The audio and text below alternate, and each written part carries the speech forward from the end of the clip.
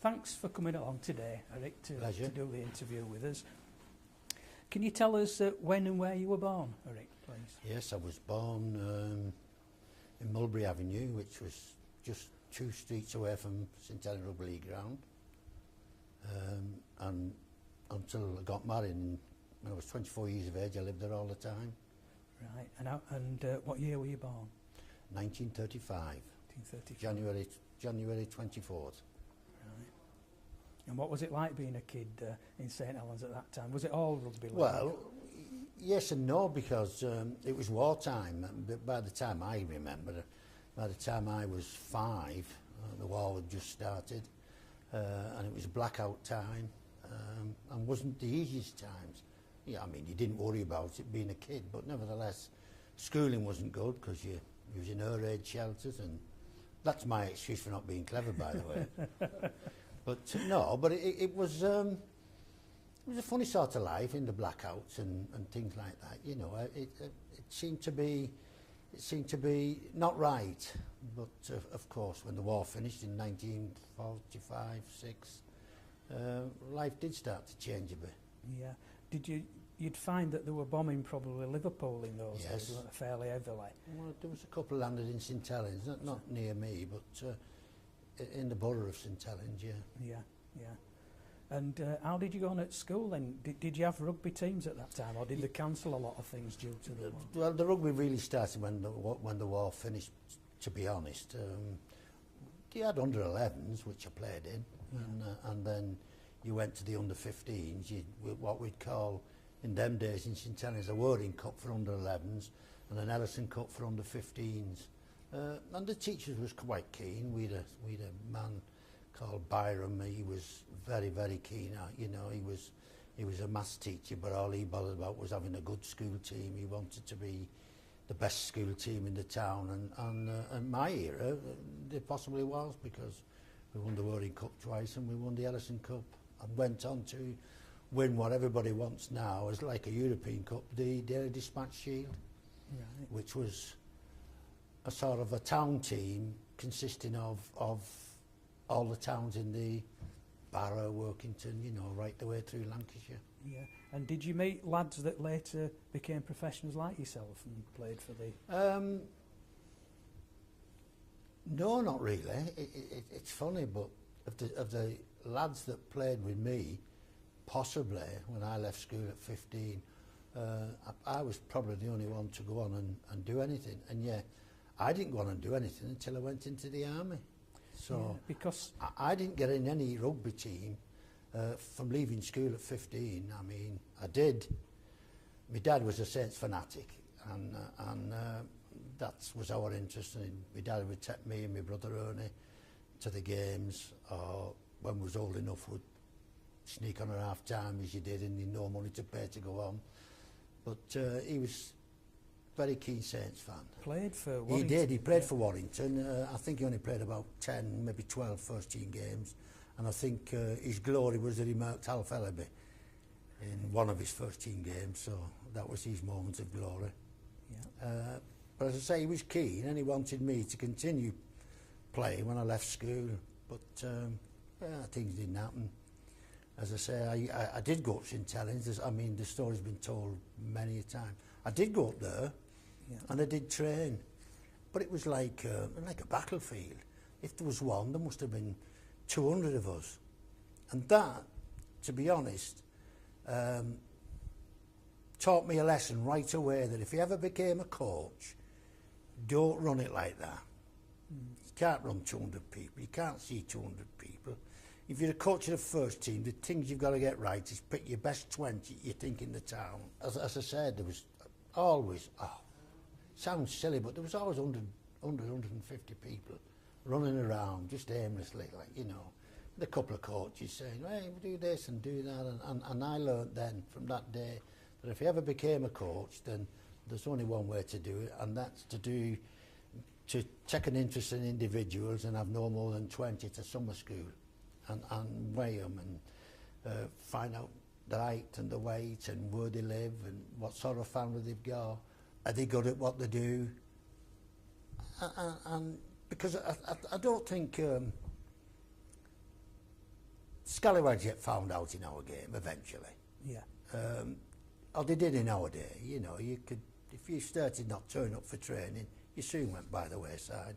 The trouble is, if you've 150 kids, the quieter ones that might have the ability tend not to stand out because they're just overpowered by the numbers, aren't they? Well, I just didn't think that the people running it knew what was going on. And I used to go home to my dad. He said, how have you got on? I said, training like anybody spoke to you? No, nobody's took me on.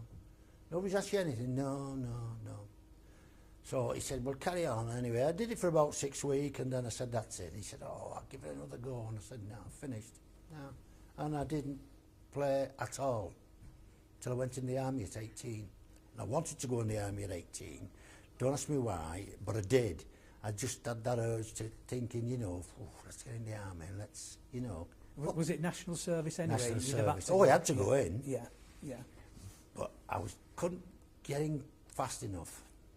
And when I got in, I thought, what have I got myself in here? It was the worst 3 months of my life.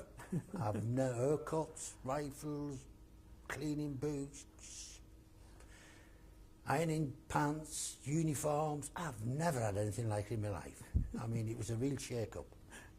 And I mean, having said that, I was brought up to respect people and be disciplined, and, you know, it wasn't that I was a rough sort of a lad, but, it opened my eyes, national service.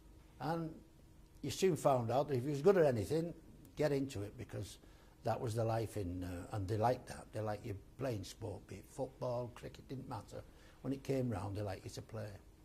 And I was stationed up at the castle in Edinburgh for 18 months when I'd done my initial training. Then I got in the Scottish Command, and then I got in the Army team, and then, of course, my life for the last 18 months was luxury, really, you know. But that's how I came to go to Wigan, to be honest. So in the rugby union, were you scouted by somebody? Well, I think it started with a lad called Bert Marsh, who was a Wiganer, and he was a singer that did all the clubs at home. And I think he mentioned me to Billy Woods, who used to own the Royal Oak in Wigan. He was the licensee anyway at the Royal Oak in Wigan, and was a director at Wigan. And he must have mentioned my name. He never said to me he had, but I played for the Scottish Command up at Murrayfield one day, and one of the lads come in and said, hey, 2 men out there want you, and they're not allowed in here. And I said, what do they want? He said, well, they want to speak to you. So I went out, and they asked me to sit in the car, and it was Billy Gore and Billy Woods. And they said, I was due out then, it was in January, and I was due out in the May. And they said, do you fancy joining Wigan? Best team in the world, greatest name in the world, you know. Give me all the pack drill. And I said, I don't know.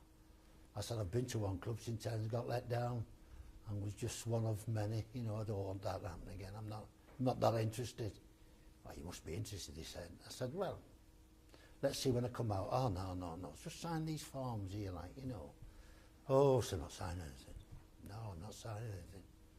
I just turned 20 then. I was 20 in the January, as they came into February, I think it was. And I wouldn't sign. They wanted me to sign one of these registration forms saying that would you play 3 trials. You know, it was always about trials in them days. They always wanted to look at you. Yeah. And they just said they was impressed in how I'd played, and they thought coming from St Ives I'd be rugby league minded anyway. Asked me dad had played at school football, told them all that, like, you know. Yeah. Do you think part of your reluctance was the disappointment of not going with St Helens because they were your club? Like as kids, we always. Well, I'll say this, Les. Before I say anything, I cannot understand anybody who doesn't want to play for their own town team. Now I might be wrong, because as years went on, I interviewed quite a number of players that went to Warrington, Wigan players, Wigan-born players, who went, when I was coach at Wigan, who went to Warrington and all these places, and I couldn't understand them, that they'd had the chance to sign for Wigan. Some would say, like, oh, they only sign top players, you don't get a chance as a... I had all that thrown at me, but I still couldn't understand that me as a coach had gone to them personally and asked them, and no, they still went to other places. And if I'd have been asked to go to St Helens, I would have gone in a flash. Yeah, because signing for Saints or Wigan in those days, even if you didn't get into the first team, other teams would be looking at you, wouldn't they? Because you were with them. Like of course they would. Wigan in the recent era, when they were winning everything, they had lads that went all over the north of England playing for other teams. Yeah. And once I'd signed for Wigan, well, as I say, continue that story, I came out of the army in May, and Bobby Chisnall, who was a local lad, they'd got him to contact me. And he contacted me, he said, I'll meet you at the Town Hall Square, and on the bus we went, and that was the first time I went down, and they asked me to sign for 3 trials, and I thought, well, nothing to lose, I'll do that, and I did. I can remember saying to Billy Woods, I told you to come down. Well, you know, I've heard him say this before, like, you know. So I went with Bobby to watch what they used to call the public trial matches, which was first team backs with 18 forwards and vice versa. Right. Was that a pre-season thing? Always. Just public like a trial. They call it a public trial, proper game. And Wigan used to get 8 or 9,000 watching that in them days. They watched the grass grow some, you know. Yeah. It was unbelievably keen. And I went down with Bobby just to watch that, because that had nothing to do with the 3 trials I was having. And this Teddy Parks, who took the 18, came and said, listen, how do you fancy a game? Oh, I said, no, I said, I've signed for these trials. Well, it won't, mate. They won't judge you on this as against these trials. I said, well, I've not got my boots with me. So I'm going to find you some boots. I thought, oh, should I do it? And I was extremely fit. I'd just come out of the army, and you can be no fitter than you are in the army, because it's a luxury to train every day and that. So I was reasonably fit, and they wasn't as fit as me, nowhere near. Anyway, they put me on Ernie Ashcroft, who had just come off tour in 54, 55. He was one of the great centres then. Great player. Yeah. And I walked past him 3 or 4 times, you know, no trouble at all. And they whipped me off at half-time and talked me into signing. And I shouldn't have done, because my dad said, you're not doing out today, are you going down there? I said, no, nothing like that. And I genuinely didn't think it would. And I finished up signing for £125. 37 of that got taxed eventually. Yeah. And he went mad when I went home, because I was only 20. Really, it was out of order me signing, because he should have been 21. I didn't make a scene of it, and he didn't. He just said, let's see how you go on. But I went straight in the first team.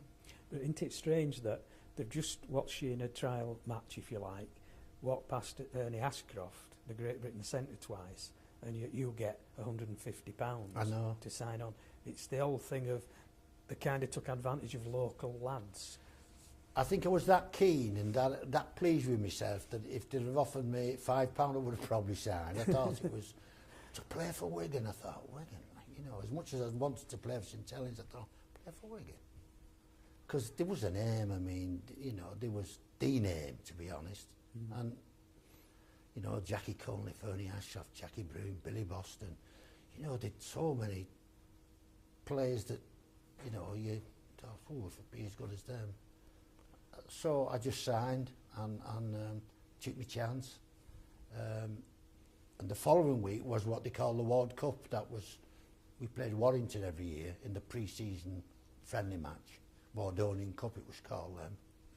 Used to get a razor for playing, and one of the old razors, and you thought you got something with brand new razor set. The old cutthroat razors. That's right, right. And used to send your card in them days if you were selected. They'd have the board meeting on Monday with the coach, I presume, and Jack was the secretary. He'd send you a letter, and it just said on it, you have been selected to play v Warrington Saturday, kick-off 3:30. Please report to ground, 3/4 kick-off, blah, blah, blah, blah. And that's what you got. Yeah, because not many people had have telephones in those days. There wasn't any, no. And them was sent out automatic. And other than that, you'd have to read the notice board in the club to say that you was picked. Right. Unless the coach said you was picked, you know, and you'd know that on the Thursday anyway. But that's what used to happen. They used to send you a card. Yeah. And at the board meeting, did the coaches in those days have a lot of say on who was picked? I don't know. Was I it a don't board think so. decision? I don't think so. I think it was a matter of a selection, which was the same with Great Britain anyway. Up to, in fact, I think Frankie Myler would possibly be, and I don't know for sure, in '84, the only coach that picked a team to go on tour. Or may have picked it with his manager. Certainly in 79 when I went, it was picked by 12 selectors and myself. Yeah, and the 12 were like directors or were the chairman of each Of other of the clubs. And you could tell then that they nodded their head if I want him in, so you'll get my vote as long as you put him in. Because if I suggested somebody and nobody thought about it, that had no chance. Yeah, yeah, You know, because it wasn't a runner in the first place then. Yeah. No, that's how it was selected then. I'm going off my story a bit, like, but as I say, I got picked in that first game against Warrington. My dad was delighted. Went over on the bus, watched me, and to be honest, my career just took off straight away. Yeah. Did they play you though early on the wing? They played me on the wing, and they put me outside Ernie Ashcroft, and I did a full season on the wing. Did you learn a lot from Ernie Ashcroft by playing at the side? Yes, I did. And you're not grateful for what goes on in life because you want your own way, really. And I didn't want to play on the wing. I didn't think I was a finisher. I just thought I was a playmaker or a centre who could play for other people. I mean, you get finishers, you get people like Billy that just love to finish, you know. Yeah. And Volanov and players like that. I was more of all my career, I built myself on creating play rather than finishing play off. Had you done that as a kid as well? Yes, you just knew you could do it. Yeah. I had. Yeah. And to captain side was I took that as automatic and yeah, some people are born to do that. To lead. They're born leaders, yeah. And they I don't think, know it, really. And without showing off, I think I was. Yeah. I mean, I captained winging for 12 years. Every year in, year out from the first, I'd only played 18 months when I took it over. And Joe Egan appointed me, and from then on, I was captain till I finished. Joe Egan had a big influence on your career. He did, Joe, yeah. Although I kept asking him, I said, I'd sooner play in the reserve, Joe, at centre, and earn my place, than play on the wing. He said, you'll just do as you're told, and you'll stay on the wing, and you'll play, and when it's time to move you, I'll move you. Now, there was, as I say, Jackie Cunliffe, Ernie Ashcroft, Jackie Broom. He had problems in the centres anyway, you know, leaving people off. So I just stayed and did that season, and then the following season, I don't know, I think I started off on the wing, but I quickly moved inside, and they'd made Don Platt, who was playing fullback at the time, they made him captain. Our third game that season, he broke his leg against Leeds. And I picked the papers up that night, and everything was about, I led the team after Don Platt went off. Well, I don't think I led the team when Don Platt went off. As far as I was concerned, when Don Platt went off, only Ashton was probably captain. I did nothing that I thought I'd done. Anyway, Joe Egan appointed me captain, and I was captain from then on till I finished playing in '69. Yeah, because it's not really the title that counts, is it? It's who's manoeuvring the team about and telling them where to go and how to go and what to do. It's not necessarily the guy that has the captain's eye. Well, I think at times I could have been, I'm not trying to be big head, but I think I could have been a better player if I'd have played the game for me and not for the team, and not going round them and saying, stick to that bloody ball, and all things like that you do, things that you did in the game that put you out of position sometimes, and made you not take chances. And I think I could have been a better player if I'd been playing for Eric Ashton and not for Wigan as a team. But we had a lot of people that like to be individuals, don't get me wrong, and possibly a lot that wouldn't be as upset as me when we lost. But that's your makeup, that's what life's about, and you know, you can upset people easily, and there's some people you could never upset, no matter what you said to them. Yeah, it's something that Alex called winners, and Johnny Whiteley said the same. Yeah. Some people are winners and they hate losing. Yeah, and I they did. make sure they And do. I did. I didn't hate it. I got upset about it. And I could never understand why somebody wasn't as upset as me. You know, if we come back from, I don't know, Bradford or somewhere, and they get cards out and have a game of cards, you know, and I'm thinking, cards, you know.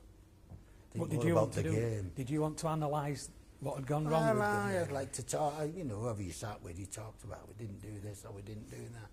But as I say, some just played the game, went home and came back, trained and was told what to do and did it. I wasn't one of them. I was just, I don't know, I just sort of took the game to heart more than others. And I had ambitions, if you know what I mean. I had ambitions to one day captain Great Britain. I had ambitions like that. My biggest ambition at the time was to go to Wembley. And when I'd achieved that, to go on tour. Because it was a great adventure, really, in those days, to go to Australia. It's now, really. Well, it was, I mean, the first I went on was in '57, which was a World Cup, and that was 12 week. It was like 8 in Australia, New Zealand, and 4 in South Africa, because the French went there, and we played 3 test matches in Joburg, East London and Durban, just to try and get the game going in '57 as early as that. Because you were picked fairly early, really. Because did you start in '55 and in '57 you were picked? Well, I played for Lancashire after 5 first-team games. I forgot that. Out of the blue, and for, I don't know, as I say, I didn't know I played that well to be signed on that day, but I was. And after 5 games on the wing, I was picked to play for Lancashire against New Zealand at Warrington.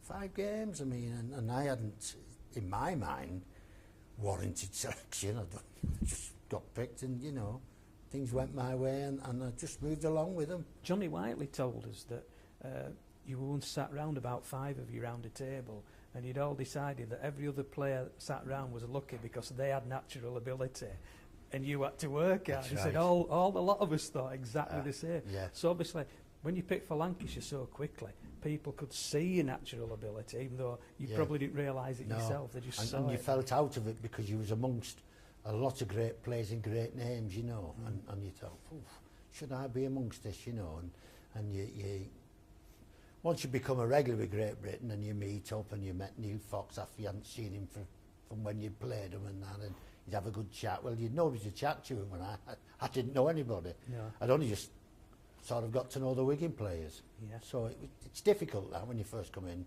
into... And of course, when you first came And you in, find it faster. Yeah. You know, I found the league fast, and when I moved to Lancashire faster, and when I moved to Great Britain it went faster. Players think quicker, everything just moved that little bit quicker. Yeah, and of course when you first came into the team, did you partner Billy straight away then at centre? Because he was already playing. Yes, I went to right centre. Yeah, me and Billy played together for 12 years. Yeah, in your first game, were you in orbit of the fact that you were inside? Oh yes, because he was already scoring. You couldn't say anything to him, but yeah, of course you are, because he was the bee's knees, and he was such a great. Ability was unbelievable. In fact, I don't really think people seen how good he was. He just played, and he just run fast enough not to be caught, and he did all them sort of things, you know. Yeah. Look at him and carry on, and they didn't get to him, and you felt that, you know, that he was a better player than he showed the public.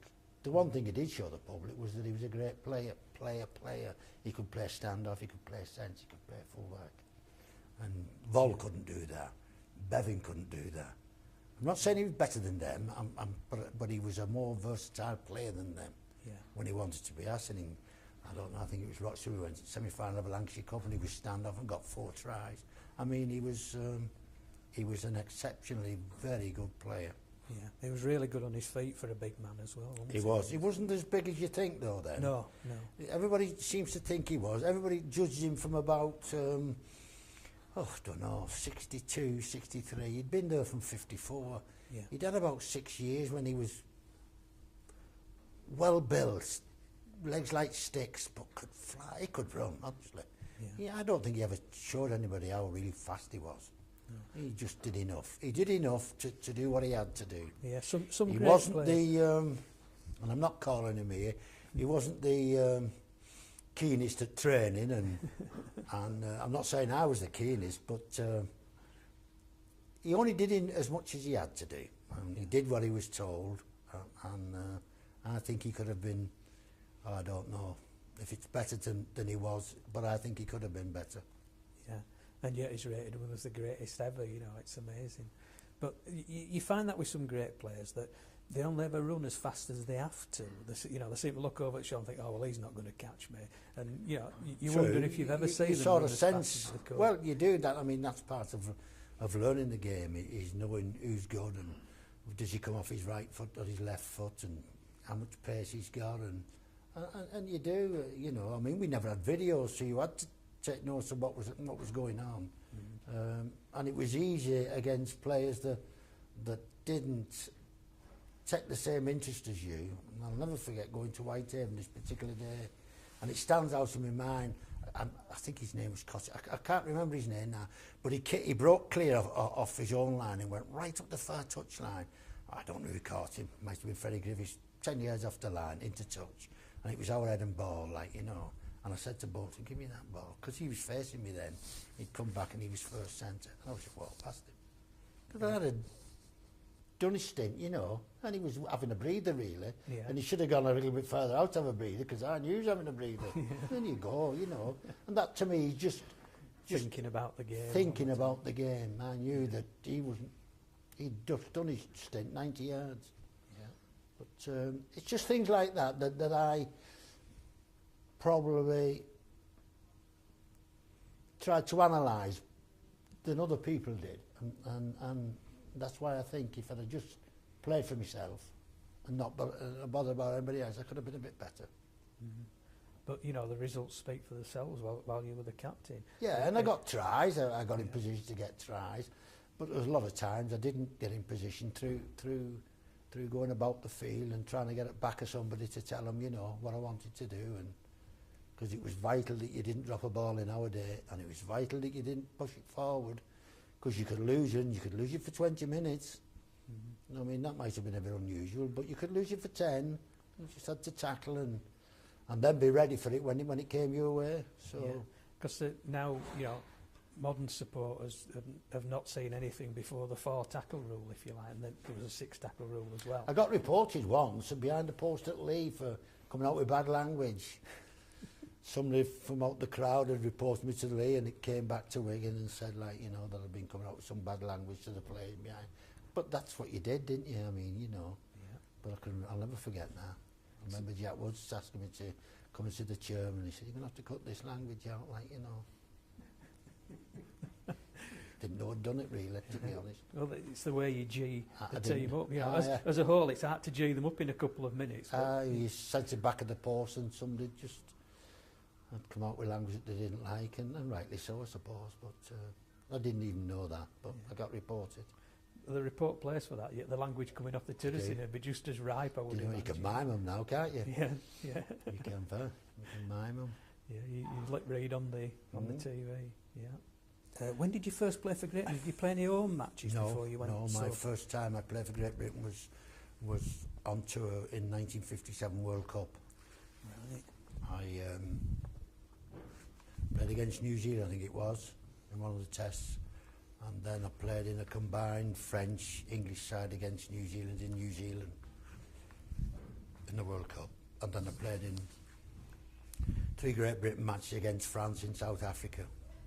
But they wasn't classed as test matches.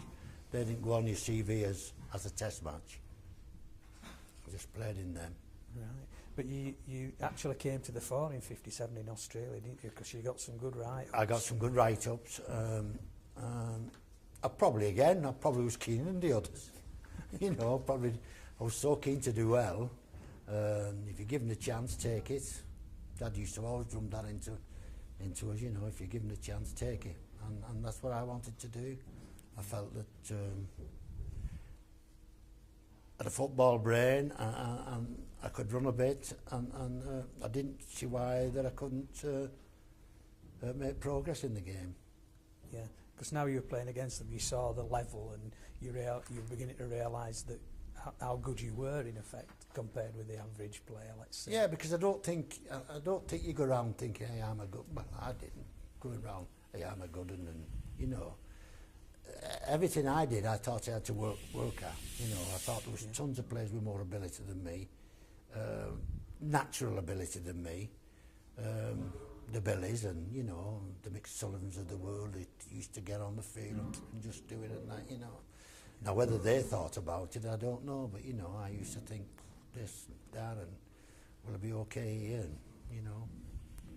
But, yeah, and as you say, on that tour... I always felt that I could own my place against anybody and could compete against anybody individually, you know. That never bothered me. You just think somebody's got more ability than you know, at times, and you've got to be on your guard up over there. But then when you've played them once, you know the ability. Well, it's a different thing again. Yeah, you come up against it, you can people. Plan for them. That's correct. Yeah. That's correct. Yeah. And they're probably thinking the same thing. Yeah, about, well, like we said, the maybe. discussion around the Yeah. table. Right. They're all thinking the same thing. Well, you've about heard people talk on your interviews, so you know how people think and what they do. Yeah, it's interesting because what you find is that the guys that we've interviewed so far are all modest about their own ability, you know, and maybe they didn't realise completely at the time. You know, it's only now that they're all in the history books. Correct. That, you know, and as I said, the first thing I ever wanted to do was go to Wembley. Well, I did the Australian tour, the World Cup first, and then we came back, and that year we did go to Wembley. But we not only went to Wembley, I got picked for the 58 tour, which meant that we played at Wembley on the Saturday and flew to Australia on the Sunday. So I didn't come home with the team and being captain and thinking, well, what have I missed? Like, you know, might never go Wembley and win cup again. You know, you do think these things. Yeah, that return with the cup is a fantastic. It's a fantastic feeling. I missed that yeah. first time because I was in Australia and I thought, will we win it again? Or, you know, you do think these things. Yeah. But that was the first full tour I went on in '58. And well, that was a great tour. Oh, some great players on there. Yeah, some great players on there. Did you play in all 3 tests? No, I didn't play in the first. Right, and that's the one you lost surprisingly. I lost 38-12, I think it was, if I was correct. Oh, nothing went right from that day. Yeah. I think we thought we'd not much to do because we had beat New South Wales and we had beat Sydney, and we'd beat the combined sides, and other than maybe 3 or 4 Queenslanders coming in, you was playing against the same men, Sydney and New South Wales, and I think we thought it was a little bit not easy, but I think we didn't think they was going to win. We thought we'd nothing to do, only win. Yeah. And for some unknown reason, to be honest, 1 or 2 of us got a bad name. We're supposed to be in for 11 and we got in about 20 past, and that didn't do well, and we was in the running for a test place. There was myself, Uddert, Corelius, somebody else there was, and none of us got picked for that first test. Didn't pick any of us. But wasn't at one point on that tour that they wanted to send Dick Huddart home? Well, something that had gone on. Yeah, Jim Brough was the coach on that tour, and Jim was very keen, and I wouldn't knock his keenness. He was very keen, but there's times he'd go over the top, you know. He suddenly, after that test match that we lost, he said we wasn't fit and it was all too big, and he put us on one of these rabbit diets, you know, of lettuce, and up at 6 in the morning and walk round the park and come back and have a light breakfast and then shower and go out training, and it was hard work. It was hard work. They didn't understand in those days that you had to stack carbohydrates to no play the such game. Thing, but it possibly worked. Yeah. Second test, well, was an Alan Prescott test, really. Yeah. But the whole team. I think you had to see that to believe that a man could break his arm after about 15 minutes and literally stay on the field. Literally stay on. I mean, there was no substitutes, but whether it was subs or not, I don't think Alan would have gone off. It was unbelievable. He was holding it side on, and he said, somebody's got to knock me down, you know, and he did get knocked down a few times. Yeah. I don't know how he did it, really. I really don't know how he did it, but he did. beyond the call of duty. Oh, without a doubt, beyond the call of duty. And we got home 25-10 that day. Yeah, it was a teammate of yours. No, it was at St Helens, wasn't it? It was at It was at St Helens. Yeah, he used to get on very well with Alan, though. Like, you know. Did he suffer any long-term damage? He pushed me in articles. You know, I used to write an article in one of the local papers. He pushed me a few times to captain Great Britain. And of course I did. When I was on that tour, captained him. I'm in New Zealand. But how did you feel after when you got in at half time in that second test and saw how battered the team were? Because you weren't quite sure who was going out for the Fraser had a bad back. We'd lost David, but we was down to 12 men. We'd lost David Bolton with a broken collarbone 10 minutes before half time, so he wasn't coming back on. He couldn't move. He went to hospital. There was Fraser with a bad back. Vinty hurt his back. Was complaining about his back at half time. So he was really shatter. Yeah, really was. Murph and Vinty saw us through in that one. I've got to be honest with that. Yeah. He broke from a scrum when it was. I'm not sure what it was. What did we win? 25-10. It could have been 12-10 to us. I'm not sure. And he broke from a scrum, middling halfway, 20-metre mark.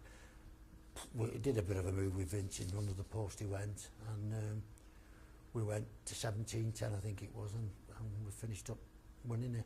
Yeah, it amazes you when you see that. I think Vinty went to stand off. He did. You know, looks forward to stand off. It's a big ask in an international, and yet the pack was light then, and yet the pack, the pack must have been fit to get about that field that day. Oh, they could move. McTighe, I mean, he could move about for a big fella. Johnny Dick Whiteley. It was, and Jolly Whiteley. Yeah, they all played in that. Yeah, amazing result. It was very mobile. Yeah, I think the Aussies applauded you off They did. After that one. They did, and they thought, well, it was only a matter of time. They'd Scotches at third, so it wouldn't make any difference. Yeah, being the third, of course. Oh, well, we walked all over them. Yeah. We literally walked all over them. Yeah. 40-17, I think it was. The highest score ever that we've ever scored, I think, Great Britain. Unbelievable rugby we played that day. Yeah, you must have been really confident after that second one, what you could do with 13. We scraped in with our teeth, and we thought, well, now we've a chance of, to winning them, and we did. Yeah, we did. And then you went to New Zealand, and you were picked as captain. I was picked as captain in New Zealand, yeah. Phil Jackson was left out, who's the vice captain, and for whatever reasons, Brough and Tom Mitchell decided, but they didn't have him in. I can't think who they picked to stand off. I think it was Harold Poynton, I'm not sure, but they didn't pick Phil Jackson, and they made me captain. I think Preck had something to do with that. I think Alan Presser had it to do with that, because he'd pushed a while for me to be. He was always saying I would be the next Great Britain captain and things like that, and it worked wonders for me. We won quite comfortable, and I should have got 2 tries that day. Yep. So it didn't affect you by good being write-ups off. Yeah. Joe Humphries, Jack Bentley, them people, there was the bee's knees with the rugby league writers in them days. So yeah, it went reasonably well in '58. Yeah. Then you came back. Did you go to Wembley again fairly quickly? We did. We came back and went again straight away. We went 58, 59. Yeah. And who did you play in that one? In the second one, we played Hull. Hull. And we won in a canter. I'm not saying it was a canter to start with, but we won. Oh, big score. It was a record score at the time, 38. I think 38-12 or something we won. Yeah.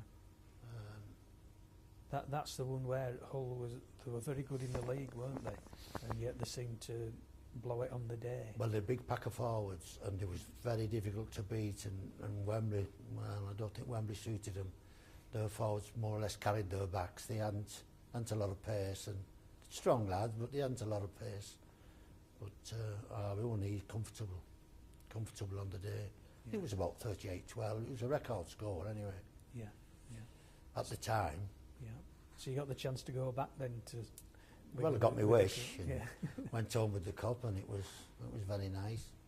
And as I say, inside 3 years, I had more or less achieved everything I wanted. I only signed June '55, and by May '58, '59, I'd done everything. Everything there was to achieve. There was only one other thing I could achieve, and that was to captain the touring side. Yeah. So And I did that in '62. So now you'd be growing in confidence as well, you know, thinking Well, that yeah, as a kid yeah. you wanted to do it, and now Yeah, you well, were and we doing were it. successful. We, as I say, we won in '58 at Wembley, '59 at Wembley, won the championship in 1960 at Bradford in front of about 80,000 people. Oh, that was one against Wakefield, It wasn't was. it? Because We they won 27-3. Yeah. They'd won the cup, yeah. Yeah. 27-3, and we'd had Mick Sullivan sent off with Alec Murphy in the semi-final at St Helens. We won at St Helens that day. Record crowd on. I think that's the one that They Alex... said we'd put Murphy. I know. He's still I said to Alec to this day, if we put Sully there to fight with you should have walked away from him. No, he wouldn't walk away, lad. You're not telling us if that was the plan, though. No, he wouldn't walk away. Anyway, as I say, we won that one, and then we beat Wakefield at Bradford, 27-3, and I played standoff that day, and Billy played centre, because we'd lost Mick Sully, and I think we'd have centre injury, I can't remember now. It's a And long Mick time Sully ago. being banned due to the semi-final. He got suspended, yeah. Right. He didn't play in the final. But we won it easy enough, and as I said, by that time, So I'd won everything. Yeah. What would you win in pay be for that match at Oxford with 87,000 there? What would you get? About on £30. 30 quid. About that. You'd have to say what's £30 worth today, and I wouldn't know. I wouldn't know. It's not a lot when I you think look it at was the 40 size at of it. Wembley when we first went, and we thought that was a lot of money then, to be honest. 40 was a lot of money. Well, that was 40 from 10. Our average pay, we signed a thing that we couldn't be paid less than 10 for winning. It was like a pre-am form that you signed at the middle of the year, at the start of the season. Yeah. And in it you could, when you signed it, registered it for the season, and then there was a little slip attached to it saying your playing turn for the season was basic 10, losing pay 5. So that's, you could never get less than them two things, Right. but you could get bonuses depending on how many was watching. And we had And good which gates in team them you were days. playing? Did they pay you Well, more we for had a good gates in winning? them days. I mean, Yeah. that's still the record for a league fixed even now, isn't it? 7,474 or something. We had that in '59 against St Helens Good Friday. Yeah. They wouldn't let you get those in the ground now. would Well, no, I don't think there ever was in a league game. I don't think there's ever been a crowd bigger than that in a league game. In fact, I think in the League Express this week it tells you about that, they? Is it? Yeah. that particular game. Yeah. I think Odsal And it's never been beat, not for a league game. No, Odsal holds the record for nearly everything else, doesn't it? It does. That was the biggest crowd ever for a championship. That was 86,000, wasn't it? Yeah. They had, I think they had a cup game against 104 Warrington was the final. And I think Bradford played Huddersfield in front of 67,000. Well, I played against Halifax in front of 62 for Wigan in a semi-final that we lost, 11-10. Yeah. My very first season.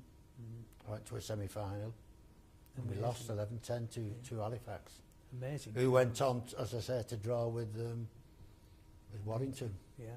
And the famous Oxford State. But there's always big crowds, but never for league. I think you'll find out that 47,000 was the biggest league gate it's ever been in this country.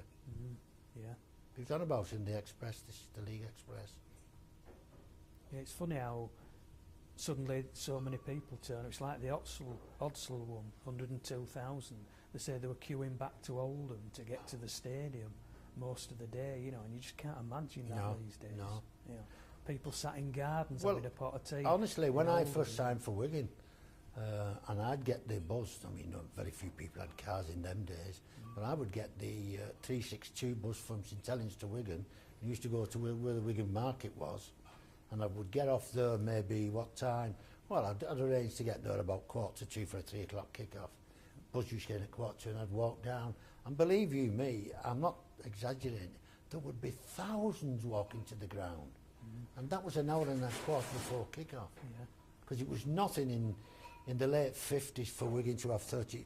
Wigan's average, I think, in '59 was 22,000, and that was taking your Liverpool City gates and your poor Yorkshire side gates in it.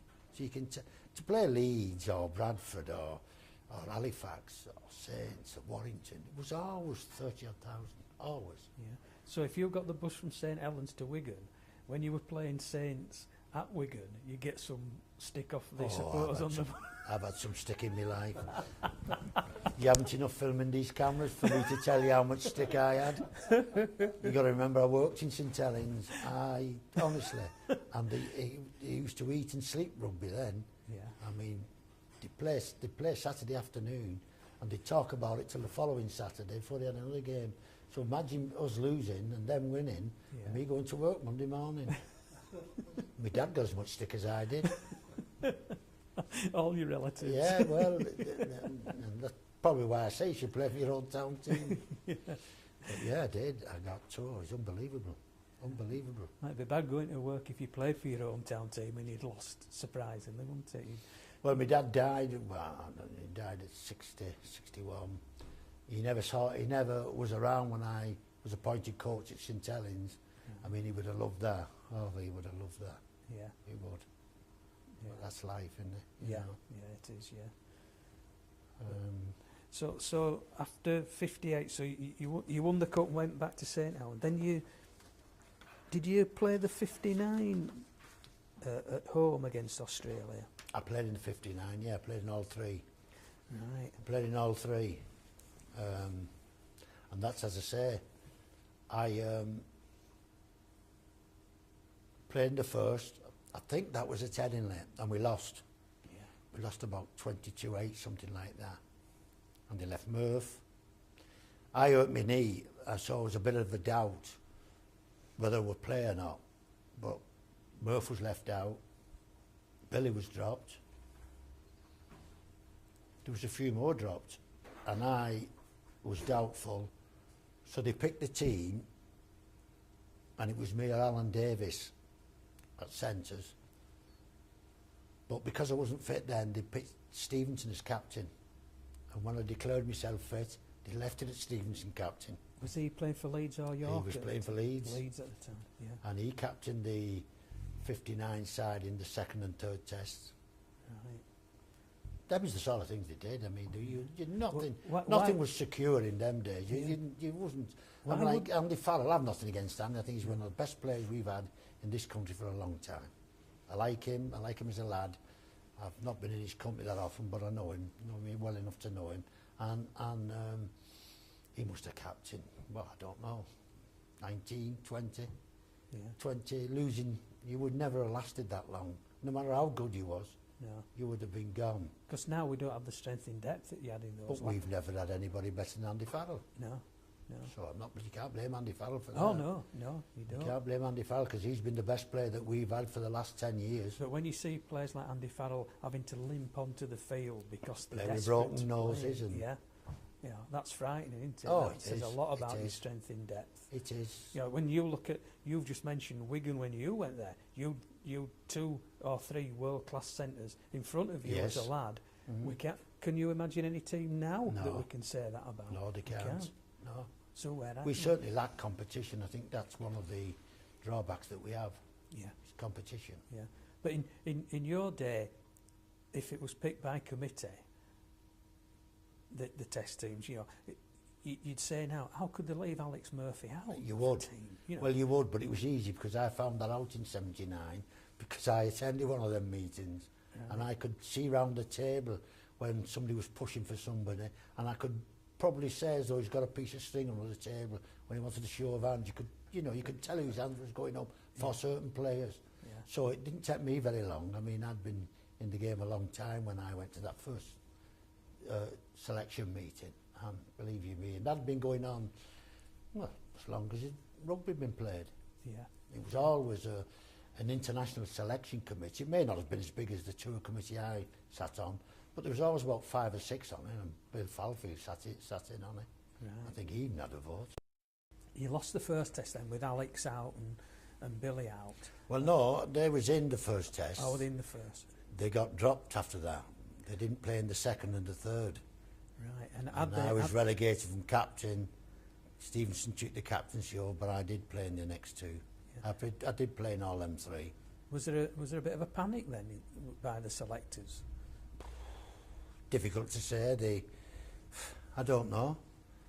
But I could tell you the likes of Gaznier, And one or two of their players was delighted that he wasn't in. Because really, if you come back from Australia in '58, having played so well, and hammered them in the third test, you'd have thought they'd have stayed with that group, unless anybody in the in the year were getting too old, say in the forwards. But you'd have thought they'd have stayed with that group of players. Well, no, I don't think that could have happened, because why I say that is because in 1958 and then 1962, 13 who went in 58 went back in 62. Right. That's the most that's ever gone on the following tour. Yeah, So you can tell the ages of them in 58. yeah, young team. Most of them was, like myself, pretty young. Yeah, yeah, I was only 27 when I went the second time in 62. yeah. When we talked about the way they selected the team, could it be said that when you pick the home team for a home test, you'd only pick say 17 players on the nod round the committee, but when you go on tour, they have to pick 26 players. So does that mean in effect that then you can pick the best, you're likely to get the best 13 Yeah, there anyway because out of 26? a lot of them players would have to be utility players. Yeah. A lot would have to be able to play centre, full-back, stand-off, or wing, centre, full-back. Second row can move up to front, things like that. The utility players was always, if you could play in one or two positions, you was always a favourite to go on a tour. Yeah, yeah. If he was a good player, I mean. Yeah. Well, in '59 then, for the second test, they brought in Neil Fox, played centre, and Johnny Whiteley they brought in at loose forward, didn't they? For the I can't remember test. it. Well, it might have been Carreras loose forward at first test. Yeah. I'm not quite sure. Yeah. I'm not quite sure, but I know there was 4 or 5 players left out, and it sticks in my mind Billy and Alec, who played in the first test, like I did myself. Yeah. I survived the second and third, but I was relegated. They took the captaincy off me and gave it to Stevenson. Right. That might have been smacking my hand for something.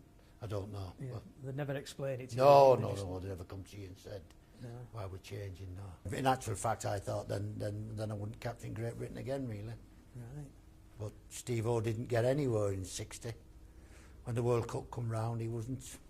Wasn't in. Well, he was playing, but he was never picked. The second one you won by a point. I think that was at Edinburgh. 11-10. Yeah. That might have been at Edinburgh. The other one must have been at Swinton. Swinton. Yeah. Yeah. The final one was at Wigan.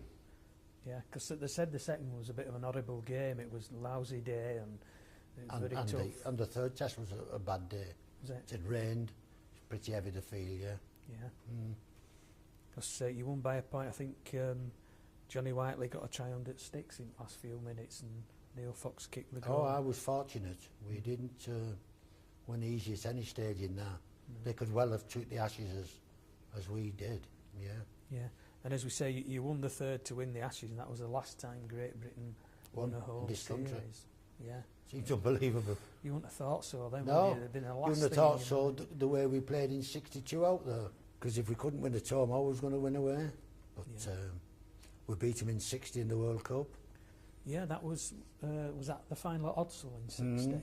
Mm. And, I captained that side, the World Cup. That And was- then we had the winners, which was then Great Britain, played the rest of the world, a team from the other side, on the following Monday, which attracted a big crowd. Why did they do that rest of the world? Because she did it in, was it '57 as well? Why did they do that? I don't know. I've no idea. I've no idea. Although we are talking now, aren't Money we? might have been. Aye, Had something to yeah, do with it, because yeah. the gates was pretty big. Well, so. Money for the rugby league and not for the Oh, players. money for rugby league, yeah, it wouldn't be for us. Yeah, because they're thinking of doing that now, aren't they, this year, that Great Britain might play a rest of the world drawn from Super League. Well, you could do it at the moment, couldn't you? Yeah, because it would, well, yeah, In fact, have a good side, really. yeah, yeah. It'd be nice to beat them. Yeah, it would. We'll keep us fingers It'd be crossed all right on if we that. didn't beat them then. So after '59, how did you go on with? Did you get to the cup finals again after '59? Because Yeah, we went again in '61. We lost that to St Helens 12-6. There was nothing in that game until Vol scored his try late in the game. In fact, we 2 tries disallowed that day. Frank Carlton had tried disallowed, and I'd called Terry Entwistle had tried disallowed. There was nothing in it. We lost it though, 12-6. And that was your first loss in the final with them. Yeah. Were you captain in them then? Well, Joe Egan got fired, got sacked after that match. Yeah. And we'd just been to Wembley twice and won the championship, and gone back to Wembley. And well, that's the name of the game. The call-one match. If you didn't win at Wigan, you went. Yeah. You went. It's just Wigan, you know. I used to tell me in them days it had always been like that. Good enough, out you went. They'd watch a winning side, but they wouldn't watch a losing side. Well, they never lost that many. Since I've been alive, really, that they can say, you know, I'm having a bad spell at the moment, but that's another story. Yeah. Yeah, it's strange, though, isn't it, that the guy had been fairly successful and you don't allow him one loss. But if it hadn't have been St Helens, would he have lost his job, do you think? Doubt it. Yeah. I think it was because it was St Helens and there was such publicity about it, because I think we were slight favourites going in on the final, with the side that we had. But we didn't win, and he suffered for it. Do you think there was an attitude in the boards in them days that they picked the team and somebody had to pay for it? Oh yeah, didn't take them long to make decisions at Wigan, you know. There was, I can remember now, I'll tell you just a quick tale. We went up to Workington, we used to catch the train from Walgate and go to I don't know, it's Keswick or Carlisle, and then on the bus to Workington, so we could have something to eat going up, you know, and play a game of cards, and Mick Sully and Keith Holden disagreed for some reason over the cards, and a bit of a fight developed, and guess what? Both had gone by the Monday. Mick Sully was transferred to St Helens and Keith Holden to Oldham, as quick as that. They didn't tolerate anything. There was a very, very strict board. Now, you either say, was that the answer to it, or was that the answer to all the success they had, or I don't know. I don't know, but there was.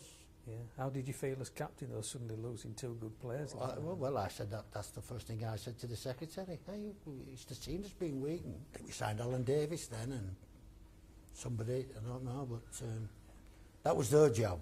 Yeah. You just had to play. Yeah. And get on with the game. You were just a number. Of course you was. Of course you was. Yeah. Did the lifter regret it in some ways with Sully, because he played really well? Well, he created a record for a number of test play. Yeah. You know, great player. Oh, and he liked it at Wigan, yeah. Yeah. And they wanted. But these things happen, you know. I mean, if you was to be a fly on the wall, you'd probably tell better stories, you know. It happens everywhere. And Joe Egan then went on to be successful at Widnes. He did. He took Widnes to the cup final in '64 and they won it. Yeah. So that tells you something about the coach. Well, that's it. Yeah. Yeah. If he'd have been unsuccessful forever after. Well, I think, and on top of that, I think there was a bit of pressure coming from people within the board that wanted Jimmy Sullivan back.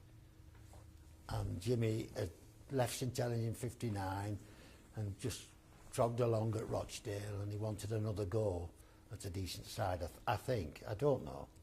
But Jimmy was appointed coach. Yeah. He had the ability, though, didn't he, Jim? Because they all rate him as a great coach of younger players as well. If he spoke, you listened. There's nobody would even look up if Jimmy was talking, in case he had a go at you. Keep your head down, don't look up, he'll be on to you.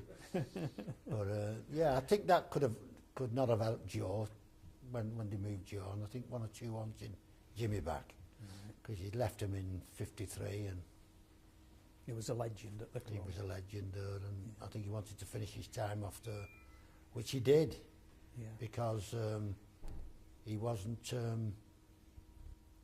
very well man then, and I used to help him out. I used to do a bit with him, you know, and tell you one or two things and try to help him as much as I could. Yeah. He didn't last long though, did he? No, he didn't. I think Griff Jenkins came in, '62, yeah. He only lasted a season, did Jimmy? Yeah. Something like that. How old would he be at that time though? Oof. Be in his 60s, well in his 60s. I wouldn't really like to say, but he was well in his 60s. Yeah. But a man that, you know, if he walked in a room, you knew he was in the room, sort of thing. You know, he had that kind of image. Charisma about him. Oh, yeah. I remember us putting him for, we didn't think the bonus was so good to Hunslet in the second round of the Cup. And they said, go and see Jimmy. And I said, hang on a minute. They said, go and see Jimmy.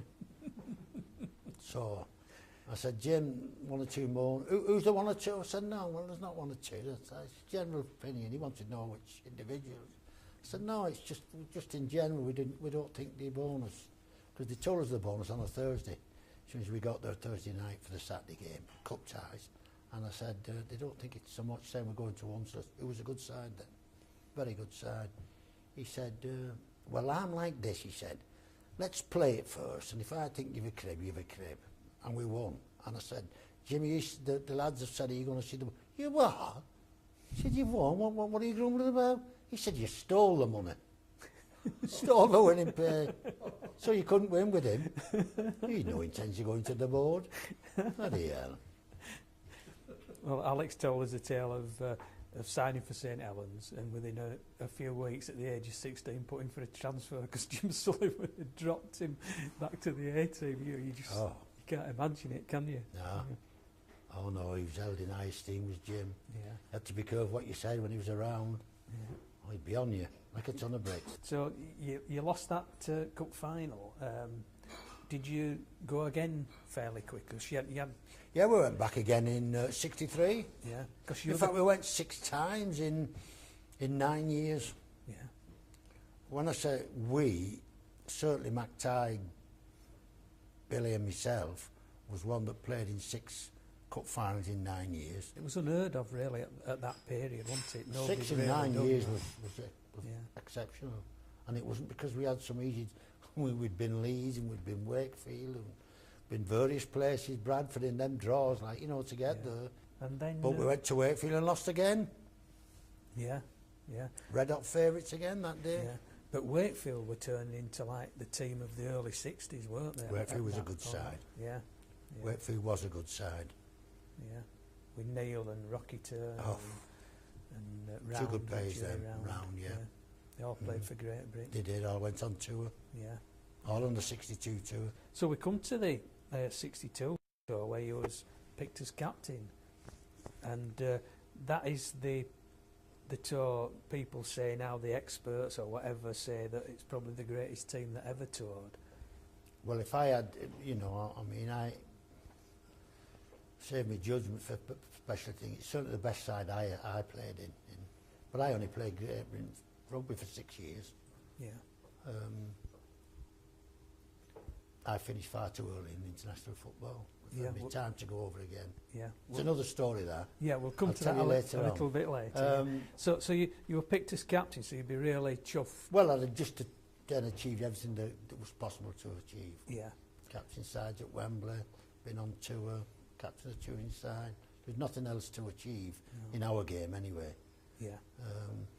And for it to be so successful, I mean, we won the first 2 tests, so the Ashes was 1 and 2, Yeah. which didn't go down very well with the people back home and because the gate just suddenly flopped for the 3rd test.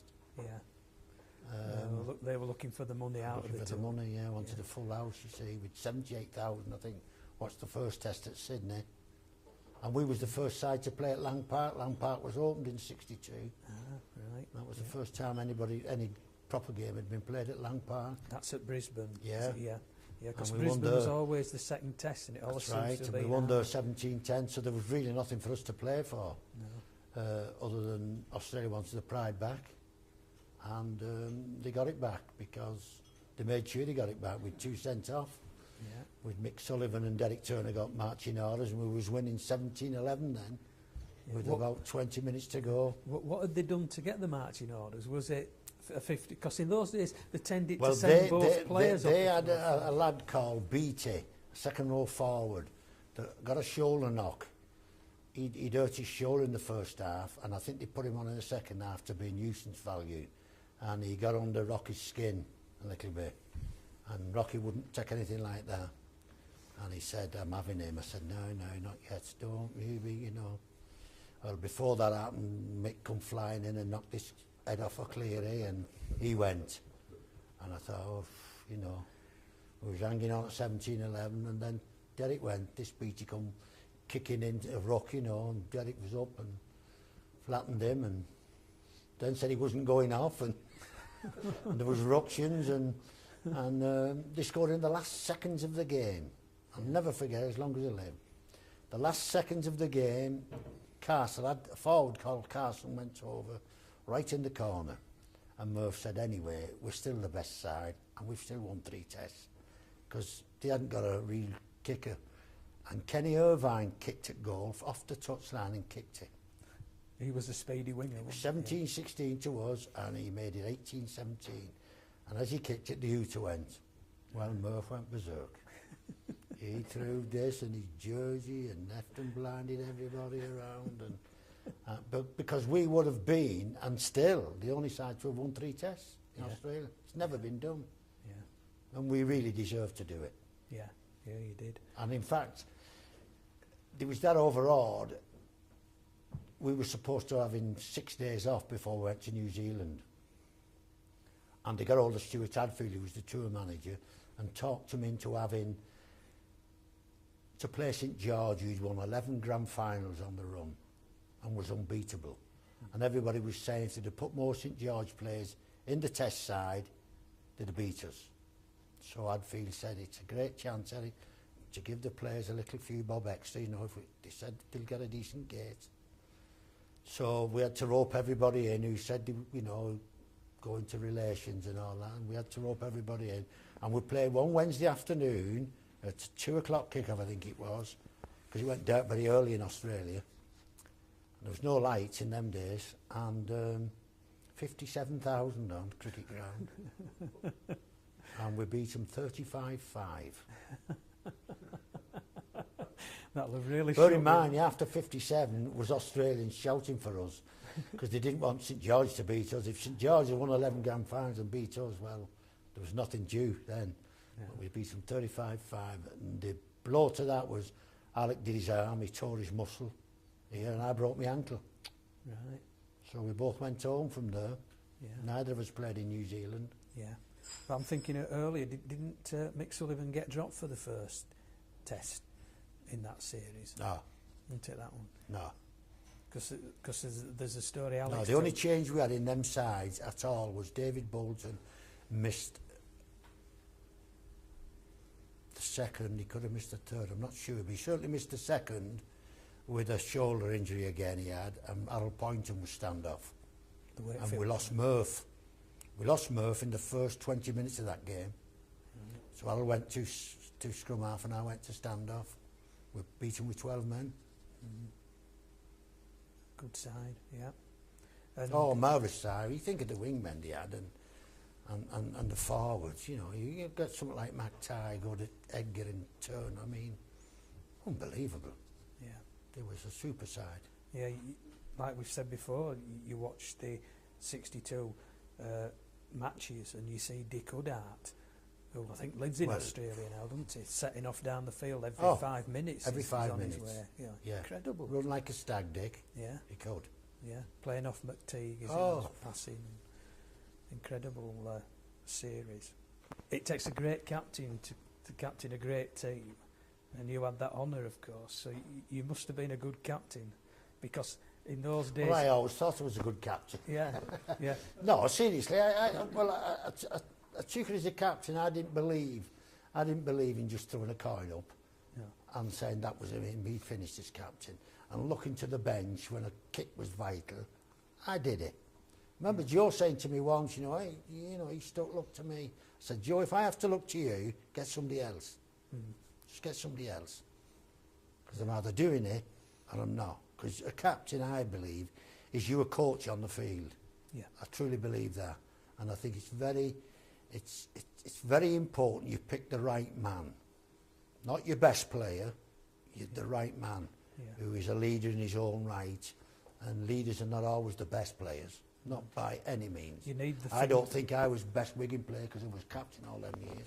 But you need some great players. You need a thinker, don't you, as your captain? You do. Because now they have this attitude that we have a game plan, and of course they forget that the other team's got a game plan, and if theirs isn't what you expected it to be... Well, you see coaches putting 2 fingers up saying, kick a goal, or no, wiping slate clean, and players looking to, well... That's fine if that's how they want to do it. Yeah. All I can say is if you pick the right man who's dedicated to it, then leave it to him. He should know what he's doing. If he wants to tap the ball, let him tap it. And he'll change. He should change the way. I'd the never game's run away going from on that points field. anyway, me. If we'd a point, we took it. Yeah. I believe in that. I believe if somebody wants to give me 2 points under post, I'm not going to tap it. I'm going to have 2 and come back, let him kick off to me again. Yeah. Let's go again. Yeah. But it's I think my thinking's wrong in today, because they all tap it, don't they? They all go for a try, and some get in, some don't. But never run away from point. Did you have a management job to do as captain in those days? You know, or did the manager at the time? Well, I always liked to, you know, although the coach came in, I always liked to just send me. But I always had my own 2 penners just to say before we went out what I wanted, what I expected, and I think it was successful. Yeah. I don't think I would have been 12 years as captain of Win had it not been. No. Because there was, you know, we didn't win everything every time. I mean, it was in a good side, and there was a good team, but you don't win everything, even as a good team. No. Well, people tend to forget, and especially if you're watching your own team, that there are 2 teams turning up with 2 different game plans, and it's who succeeds on the day. Everybody's a right to play well and not play well. I mean, you wouldn't go to sport if it always went according to plan or to performance. You know, it wouldn't work like that. It's like, it must be the most difficult thing in any sport to get 13 men up at the same time on a given day to play at their best. That's why you'll always get good sides playing well against good sides and coming a cropper against not a mediocre side but a less well side, because they're not keyed up for it. And the one thing you can't do in sport is go out, suddenly start playing bad and think, oh, we'll play well now. Right, lads, we'll start playing well. You can't do that. You can't switch football or rugby on and off. It isn't like putting a light on. You're either up for it or you're not. And if you're not, then you're not going to be all the game, because things will go wrong. Yeah, because you give the other team confidence. Of course you do. Yeah. Of course you and do. that's all sport's about, really. It's It confidence. The great players always... It is. I've never fathomed out yet why you play better at home than you do away. It's on your pitch, Yeah. same teams and that. Yeah. Well, it is a difference. Yeah. I don't know what it is to play at home as to go away. Yeah. We ever had a Herd Cup draw, you'd like Leeds at home rather than to go to Leeds. Yeah. I mean, It makes you wonder if it's like the atmosphere at the away grounds is so different to what you're used to, you know, because, like, you know, you say if you go to Hull, the kind of atmosphere, go to St Helens, are so close to, and all this, it must have an effect psychologically, even though you don't realise that it's ticking away in the old brain. When did you take over as coach? Just shortly after that, when I came back, Yeah. I had this offer to go to Australia. In actual fact, Eastern Suburbs it was then who'd made this offer, and their president at the time was a cat called Jay Brown, and he actually flew to Wigan to make this offer. Right. He had it in his head that I would go if he got me away, and they immediately put a ban on, Rugby League put a ban on players. So that scotched it anyway. A ban on any player going to Australia to play. How could they do that? Well, they did, Yeah. and one man that that tested him was David Bolton, who went in August, it's 63, David, and he said, I'll show him. And he went out there, and he started playing, and nobody did anything about it. Yeah. I Because think he'd said, job restriction, you can't do that. no, even in those days, I mean, it's a lot tighter now. That's why we've all these players from all over the world playing. They had a ban now. on. They did. Yeah. They certainly had a ban on. But you'd need... So my offer was, they offered me coaching. Right. When the time come in 63 to go coach, one of the things that the board said is they didn't want me playing Great Britain football. Because in them days we went away. What we used to do, a team would be picked a fortnight before they played, and if you didn't play the Saturday before the match, you had to cry off Great Britain. You had to play the Saturday before just to prove you was fit. Yeah. Then you went for a medical on the Monday, where you all met, and if you passed that medical, then you went into camp for the week. Right. And they said if they was giving me that job full time, then I needed to be with the players and not with Great Britain. And I accepted it. And I probably rue the day that I did, because... You were in your prime, how old were and you? I'd had 27. Yeah, you're in your prime as a and I player. think I took too much on to start with, to be player coach of a club like Wigan. I think it was a bit much for me to start with, but I played in 27 tests then, Yeah. in 6 years, so I don't know how many maybe could have played in. Well, you could. Something I'll never know now. Yeah. Well, 27's no age in rugby No, league. And no then, age. Well, he was playing in 31, wasn't he, in Yeah. test matches. I think Alec played against New Zealand when he was 31, Yeah. as long as you left it. But I don't know how far I would have gone in it. But I made my decision. Well, I didn't. They made the decision for me, which they always did, and I went along with it. The encouragement for me was full time as well. I was sort of thought it won't come round, may not come round again. Were you working in the glassworks? Yes, we was all working then, but they always had a full time coach, Wigan. Right. Always. From Jim Sullivan. Well, when I first went to Wigan, it was Ted Ward. You remember Ted Ward, a centre? Oh, a big Welsh centre he was. And he was coach for the first year I was there, and then Joe Egan came. Good goal kicker he was. He played in the 46s and 7s and 8s, you know, in the good side that they had then. Yeah. But he was always full time. He always had a full time masseur. So they just always tried to do it that little bit better than the average side did, you know. Yeah. Because if you got injured at Wigan, you could always have treatment. You could masseur waiting for you. Yeah. It was always vital. Because it wasn't the science then that it is today. Was Oh it? no. Yeah. Oh no. I mean, we see all the personnel that the clubs have now, and you scratch your head sometimes. There's that many folk encroaching on the field of play and everything, but there's they everything. do seem to come back There's quicker. there's more water carriers on than players at times, isn't there? But Yeah. You see Great Britain players running on with water, and It's you think, surprising, oh, I isn't it? wonder why. I know. You I could do that I job. know, Yeah. I know. It is surprising. Yeah. Well, that's how times change, isn't it? Yeah. So, did you play in '63 when the Aussies came over? Yes, I played in the Right. first 2 tests. Right. I was appointed. Well, I broke my ribs in the second test. Broke 3 ribs in the second test. And what happened was in the second test, we lost the first test at Wembley. Was that And, the first time they played at Wembley in a Yes. test match? Yes, it was the first time they played at Wembley. Yeah. And why, you're talking about taking teams and playing them, why they didn't pick the team that had played in '62 back to Wembley, they didn't. They didn't. They put Bill Burgess in for Billy Boston. They put,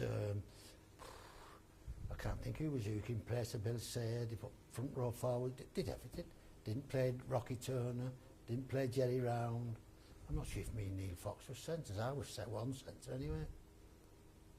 But you would not believe how they changed Yeah. it. So there's no continuity. No, at there all. wasn't, not coming home. Yeah. And we got a slamming, and then we got a slamming in the second one at Swinton. Having said that, Frankie Myler left the field after 10 minutes for a broken collarbone, and I left 20 minutes before half time with 3 broken ribs. And there's no subs. It was down to 11 men. Yeah. They got 50 points that day. It seems strange to us now having 4 subs, but it had to come in, that rule, didn't it? 'Cause Yeah. you were asking guys. Subs to had go to on. come in. Yeah. Certainly 2 had to come in because you wasn't being fair to the public. No. It was how you controlled them. That was the fear. Otherwise, they would have been in earlier. It was whether you would say, "I've picked wrong player, get him off and put him on." I mean, Yeah. that was the fear, that he was picking from 13, not 11. Yeah. He was picking 13 and not 15. Yeah. Um, So how did they run the first lot of subs? Was it that somebody had to be injured? yes, before somebody you had to could be come on? injured. And A a doctor had would to be look on. at them. Doctor had to be on the touchline to say, yes, he's not fit to go back, and then you could put your sub on. Yeah. I think they began to realise the damage you could do to yourself Oh yes, playing injured. without a doubt. Brian McTighe, and why he ever did it, I'll never know. But I remember going down to Central Park and was playing Leeds, and he was changed, Brian. He was always one that got changed very early, and he'd sit there, read it programme, and he didn't train on the Thursday, and I said, I thought you wasn't playing. Oh, he said, if I miss this and we win, I'll not get in next week, he said. The man have his standing. And I looked at his foot, and do you know his toes was blue? he'd put that strap in that hard so he couldn't feel it, and he played. Now, you'd never do that today. No. And that tail was unbelievable, that's true. Yeah. His toes was blue, the strapping was that tight, but he was feared of missing. Yeah. Because it was uncommon to have a couple of internationals on bench, you know, Yeah. to be out the selection. And of course, they'll use that as a tactic, would the committee, wouldn't they? That, you know, drop him, you know, or threaten to drop him to make him play better. You know. But do players? But it's a tale worth telling, because people yeah. would not believe it. That a man of his standing, who should have guaranteed his place week in, week out, whatever the results was, even he still thought he had to play and play well to keep in. And that was his example. Not a good example. No. He lost his foot through it, but he did it. You know, did they appreciate in them days Oh, that you can do yourself more damage doing that? You know, you might not be out for a fortnight, you might be out for 6 months. I know. Well, you got. I mean, how long were you out with 3 broken ribs? Well, till nearly Christmas. Yeah. About 3 months. It's a serious injury for rugby league, is that? Oh, isn't it? bad injury. Yeah. Yeah. The trouble is, you could always get a laugh in our game, you know. Yeah. Only Ashton was a funny, and you know, he could tell tales and all that. But with I can remember him breaking a finger, and he said to Doc, "Do you think I can carry on playing piano?" He said, "I don't see why not." He said, "Well, I couldn't before." You know, little things like he'd make fun of little injuries and stuff. Yeah. It was surprising. But with 3 broken ribs, you wouldn't better laugh a right lot, would you? It's a bit uncomfortable. Very. Yeah. Very. They got hammered then, didn't they, in that tour, 50 at Swinton? They did. They won the last one, though, Headingley, 11-10. It was a maul and a fight, but Australia had already won the series, so it didn't really matter. But they got beat 11-10. Yeah, they were very physical, weren't they? Those Australians always physical. Yeah, they liked a good scrap, didn't they? I don't know if it's with the outdoor life or the bigger than us or stronger. I'm not quite sure which. But even you know, you tell players today, and I don't think they believe you. But Aussies was like that then. You know, it was nothing to lose in Australia to lose your skin off your hips and your knees, and they tried to develop a pair of shorts with like a pocket in either side with a sponge in it. You know, we had them in '62. But if you got it scraped up, you know, it probably prevented your hips a little bit, but that's how bad it could be, because it was nothing for them to drive you in the ground. I mean, you know. Oh. Yeah, you say. They always looked stronger than us. Yeah. I think we used to beat them with football rather than strength, but they was always stronger than us. Yeah. I think it was the outdoor life they have. It's the type of life they have. The temperatures as well. I mean, they complain if it's only 65 degrees in the winter. They do. You know, they do. It's like I don't know. I heard an old tale that, you know, when English players went out there to play in Australia, first thing they'd do was run and dive into sea on Bondi Beach or whatever. And Aussies would stand there in pullovers and overcoats in 65 degrees thinking they were mad. Well, and yet to us, that's warm. I know. Well, that's true. That was another tale only Ashcroft used to tell. It was funny, so when they went in 46 or 50, and somebody just had his leg took off with a shark in Bondi Beach, you know, and they had this fella in telling all the touring sides, if you go down swimming, be careful like that. And Joe said to Kenji, "Hey, you're not listening." He said, "I'm listening. And if they want me, they'll have to come up plug hole." He wasn't going down beach. He was having none of that. No. I'd be with him on that one, I think. I'll come up plug hole, forget me, said Sharks. So, you became the coach then of Wigan coach at the end of that tour. And play coach at 63. And you retired as a player international football, 27. Yeah. And how did it go, the coaching? What would you... All right. The biggest problem I had was players I'd played 6 or 7 years with was coming near to the end. And as I say, I was 27, getting in 28 then. And Billy was a bit older than me, 6 months older than me, and McTighe was 2 years older than me. And I knew the evil day would come when I had to leave Billy out. Yeah. And Mac out and other players before him, you know. And that was one of the biggest strains on me, is taking a team that I'd played with for so many years, then being responsible for it. And then it coming to the time when it needed replacing. I found that difficult, but you give them the job and I got on with it and did it. Because, of course, with Billy, you'd form one of the great centre-wing partnerships there's ever been. Yeah. Not, you know, to take you from Wigan to Great Britain and beat the Aussies like that. I know. And then to try and perhaps have to leave that guy out for whatever reason. It didn't happen till very, very late on. And Yeah. as it happened, it didn't. We was both more or less going to finish anyway by the time he did, and he did himself in 68. Yeah. And I finished playing in 69, so that worked itself out, you know. I never had the position of saying, Billy, you left out. Mm-hmm. But it was always behind my mind that it could happen. Yeah. And same with Brian. Yeah. Brian sort of did me a favour and said, I've had enough now, like, you know. But I just got on with it, and we had still had our success. We won the cup in 65 against Hunslet. Went to finals, topped the league in 70, so we did. Yeah. Did all that. Well, I lasted 10 years, so I must have done something. Yeah, yeah, it's good. I left them in I finished playing in 69, then I carried on the coach until 73, and then I went to Leeds for 12 months. Well, I went to Leeds for 3 years, really. Right. And that's a big move, isn't it? Because you know, you tended to keep in your own county, really, didn't you? What made you go to Leeds? Well, what made me go to Leeds was I thought, having been with Wigan 10 years, I thought I was 39, and I thought I'd better get out of this game full time. I sort of could see that it didn't lend itself to being full time. Wigan Gates had gone from 20s to 10 and 8 and the odd 9 and that, you know, and I thought it might come to Wigan that they don't want a full-time coach. I was offered another deal, but I thought, no, I'll have to get a job. Sooner or later, I'm 39, better trying at 39 than 40. Yeah.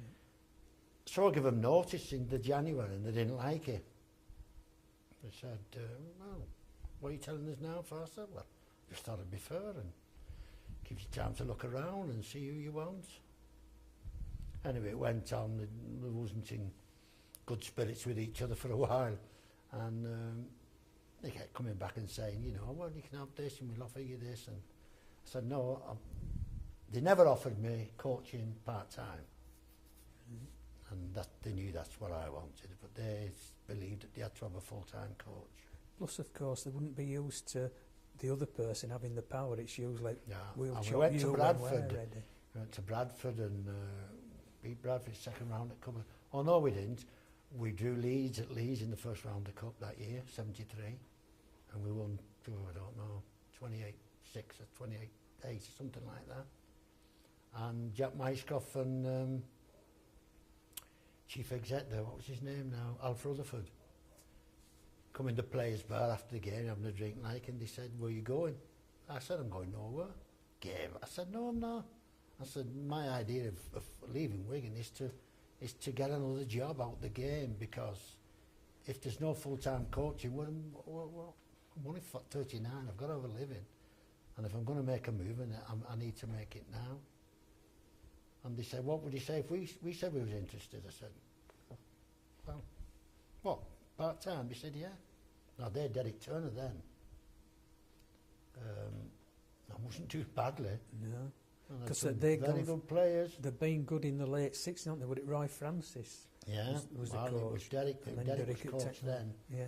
And from then on, they just kept phoning, and I was laying a lot of rules down that, you know, could you find me a job then? You know, I was just trying to play hard to get sort of thing. And they said, yeah, we'll get you a job. Well, about repping for a brewer. So I said, well, that would be all right. That would be all right. So they gave me fixed an interview with this director of sales over in Halifax at the brewery there. Webster's. Webster's. Right. And they was part of Wilson's in Manchester. I didn't know at the time. I mean, a beer was a beer then. I never looked on bars. It was beer as well. Yeah. And he interviewed me, and he said, when are you going to move? Oh, I said, not moving. I said, I have a daughter going to grammar school. I'm not moving. Who said I was moving? Oh, he said, I just thought, he said, you can't rep from where you're living to here. Oh, I said, I mean, never dawned on me where you had to be repping or what you had to do. Yeah. Oh, I said, I can't do that. So we shook hands, and that was it. And unknowns to me, before I got home, he had rang the director at Wilson's and said, I've got a good man for you if you want him. you've got an area for him because he won't move home. And I repped the St Helens, Southport witness areas for Wilson's. So I did get my job and I went to Leeds. Right. But the motorway was only up to Huddersfield then. And that first year it was the miners' strike, 74. Oh, yeah. And I'd get there in hail, rain or snow over at Moors. And when we got there with no lights, because power cut was on, with nowhere to train, we'd run around in the dark and, everything got me down. And I'd come back over the Moors and it would be foggy and that. Yeah. And I took my youngster, she was crying, wanted to come with me, Beverly. So I said, right, you can come this particular day. And she was frightened coming home, so I thought I can't carry on with this. I stuck it the season, and I just rang Alf Myskov up and Alf Rutherford. And I rang Alf up and I said, Alf, I can't carry on, lad. Well, you know best. You know best. I said, well, it's not, nobody's tapped me and I'm not going anywhere else. If I was, I'd stay out the game for the 2 years I'd promised, I should have been coach.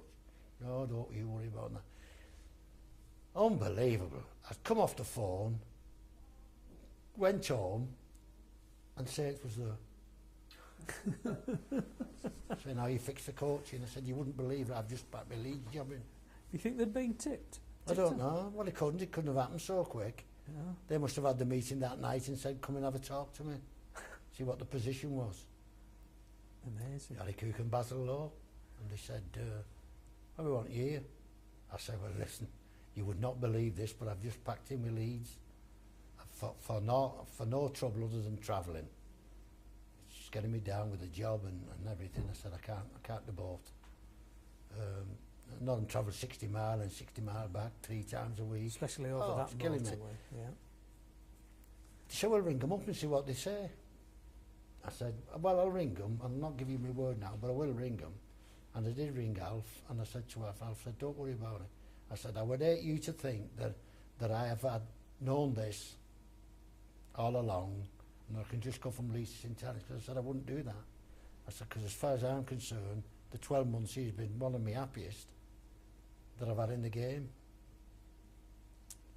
You get it. I said, I'm quite happy to stay out 2 years, and if there's not anything doing then, I'll take it up. No, you take it.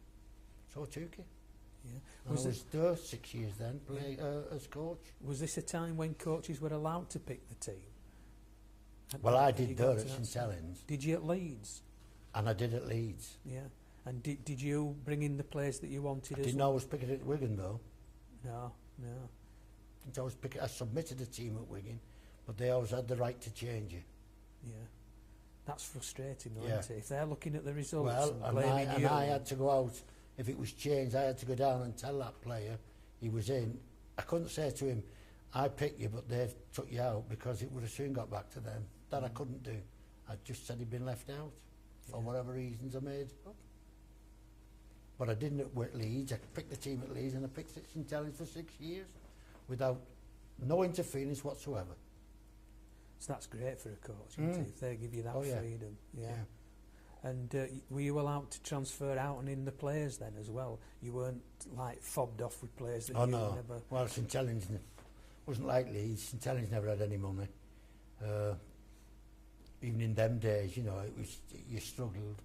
And there's 1 or 2 players I wanted particularly from Wigan. There was Eddie Cunningham, who was a great player, I thought anyway, and Bill Francis, who I thought was a great player, who I thought could do our club a bit of good. And I knew what would be said, as some of the board said, hey, don't be fetching Wiganers here, we're not going to be overrun with Wiganers ever. I said, no, you're not, you're going to have 2 good players. Yeah. And they turned out to be 2 very good players. Yeah, so they didn't look at the player, they looked at the club, which is of course, and it's always silly. been like that with Wigan and St Helens. Yeah. I believe it's like that with Leeds and Bradford to a certain degree. Well, that's the feeling I got when I was at Leeds. Yeah. If we're going to win 2 games, make it Bradford home and away. Oh, yeah. Well, I remember when Brian Smith came to coach Bulls in Super League era, he was talking to a mate of mine, and he says, oh, it's the big one on Sunday. So my mate says, oh, who's that? He says, Wigan. He says, no, it ain't. He says, the big one's Leeds. He says, you'll beat Leeds home and away. He says, and you'll do for us. That's it. Yeah, so it's the same attitude. Oh, yeah. But I don't think there was that resistance between Leeds and Bradford on transfer. No, there wasn't. There wasn't, because Bill Ramsey joined Bradford from Leeds. Great. Bill was causing, not trouble, but was being a bit awkward. I think he was after a few bob, and Leeds was saying no. Yeah. So Alf just come to me one day and said, listen, we're going to transfer Bill. I said, well, he's a good player.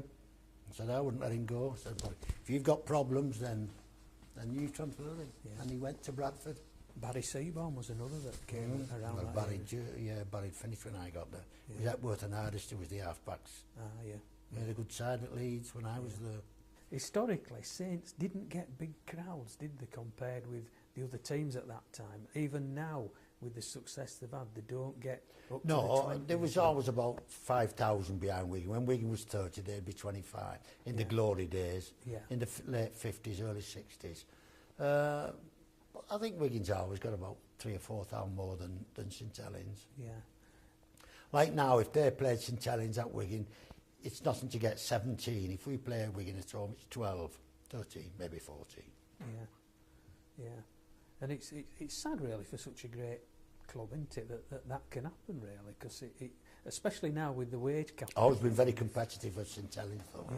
Yeah. Always. They've always had 6 years I was coached there. Well, I've been there 34 years in total, because I've been there since 76, and then I finished coaching, and I joined the board, and I've been on the board ever since. In your time then, did you set up a junior thing, like you said that you didn't have the 150? Oh, I did that at Wigan. I did that in my coaching days at Wigan. Did you? Oh, we always run a summer school, and that's what I say to you. We had players there, and players I wanted, and somebody, Warrington or Widnes, had made an offer, and they went there, and I couldn't understand how somebody couldn't play for their own town team. I never understood that, but people did. It was probably just me that thought I should play for St Helens and would like to have played. In fact, came very, very close to playing. Had a bit of a upset with him in 61, I think it was, at Wigan. I can't think what it was about now. It was something that I didn't agree with anyway. And I said, oh, well, I'll have a move then, like, you know. So they said, well, St Helens have tapped me, haven't they? I said, no, they've not. And they hadn't. I said, no, they've not. I said, I'll just have a move. I'll have a change of club then. So they put me on at 13,000, which was like 8,000 more than anybody ever been on before. Yeah. Well, if nobody had that money, nobody had 13,000. Saints went to 11, but what spoiled that, where I would have been able to have objected to the fee after being on a month, you couldn't object if somebody was willing to pay it. And Tom Mitchell, who was the tour manager in 58, come over, had a chat to me, and I said, I wouldn't go Workington, Tom, no, we ended up here in the house, I wouldn't go. He still put the offer in to Wigan of 13,000, which stopped me from ever getting it reduced. Yeah. So I eventually had to go cap in hand and come off. Well, I got as near as that to going to St Helens. Yeah. They did come to see me on a number of occasions, but said the fee was too big. Because they'd offer 11, but they wouldn't offer any more. Yeah. You hear things about that era that they used to tell players to stay away from the club and things to try and force everybody's hand, you know. Yeah. Well, I've just said that Roy Evans, I remember Roy coming off tour in 62, playing against New Zealand, having a bit of a knock, and when he went for his compensation, you know, you got your compensation when he was off. It was only £4 or £5, whatever it was. The club said, no, you didn't get injured playing for us. You got injured playing for international, you better... He said, no, I want it off you.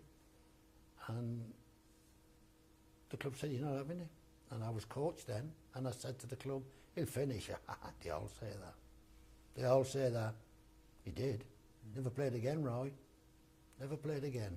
Yeah. It was criminal for a lad as good as him and at his age to finish playing. But he did.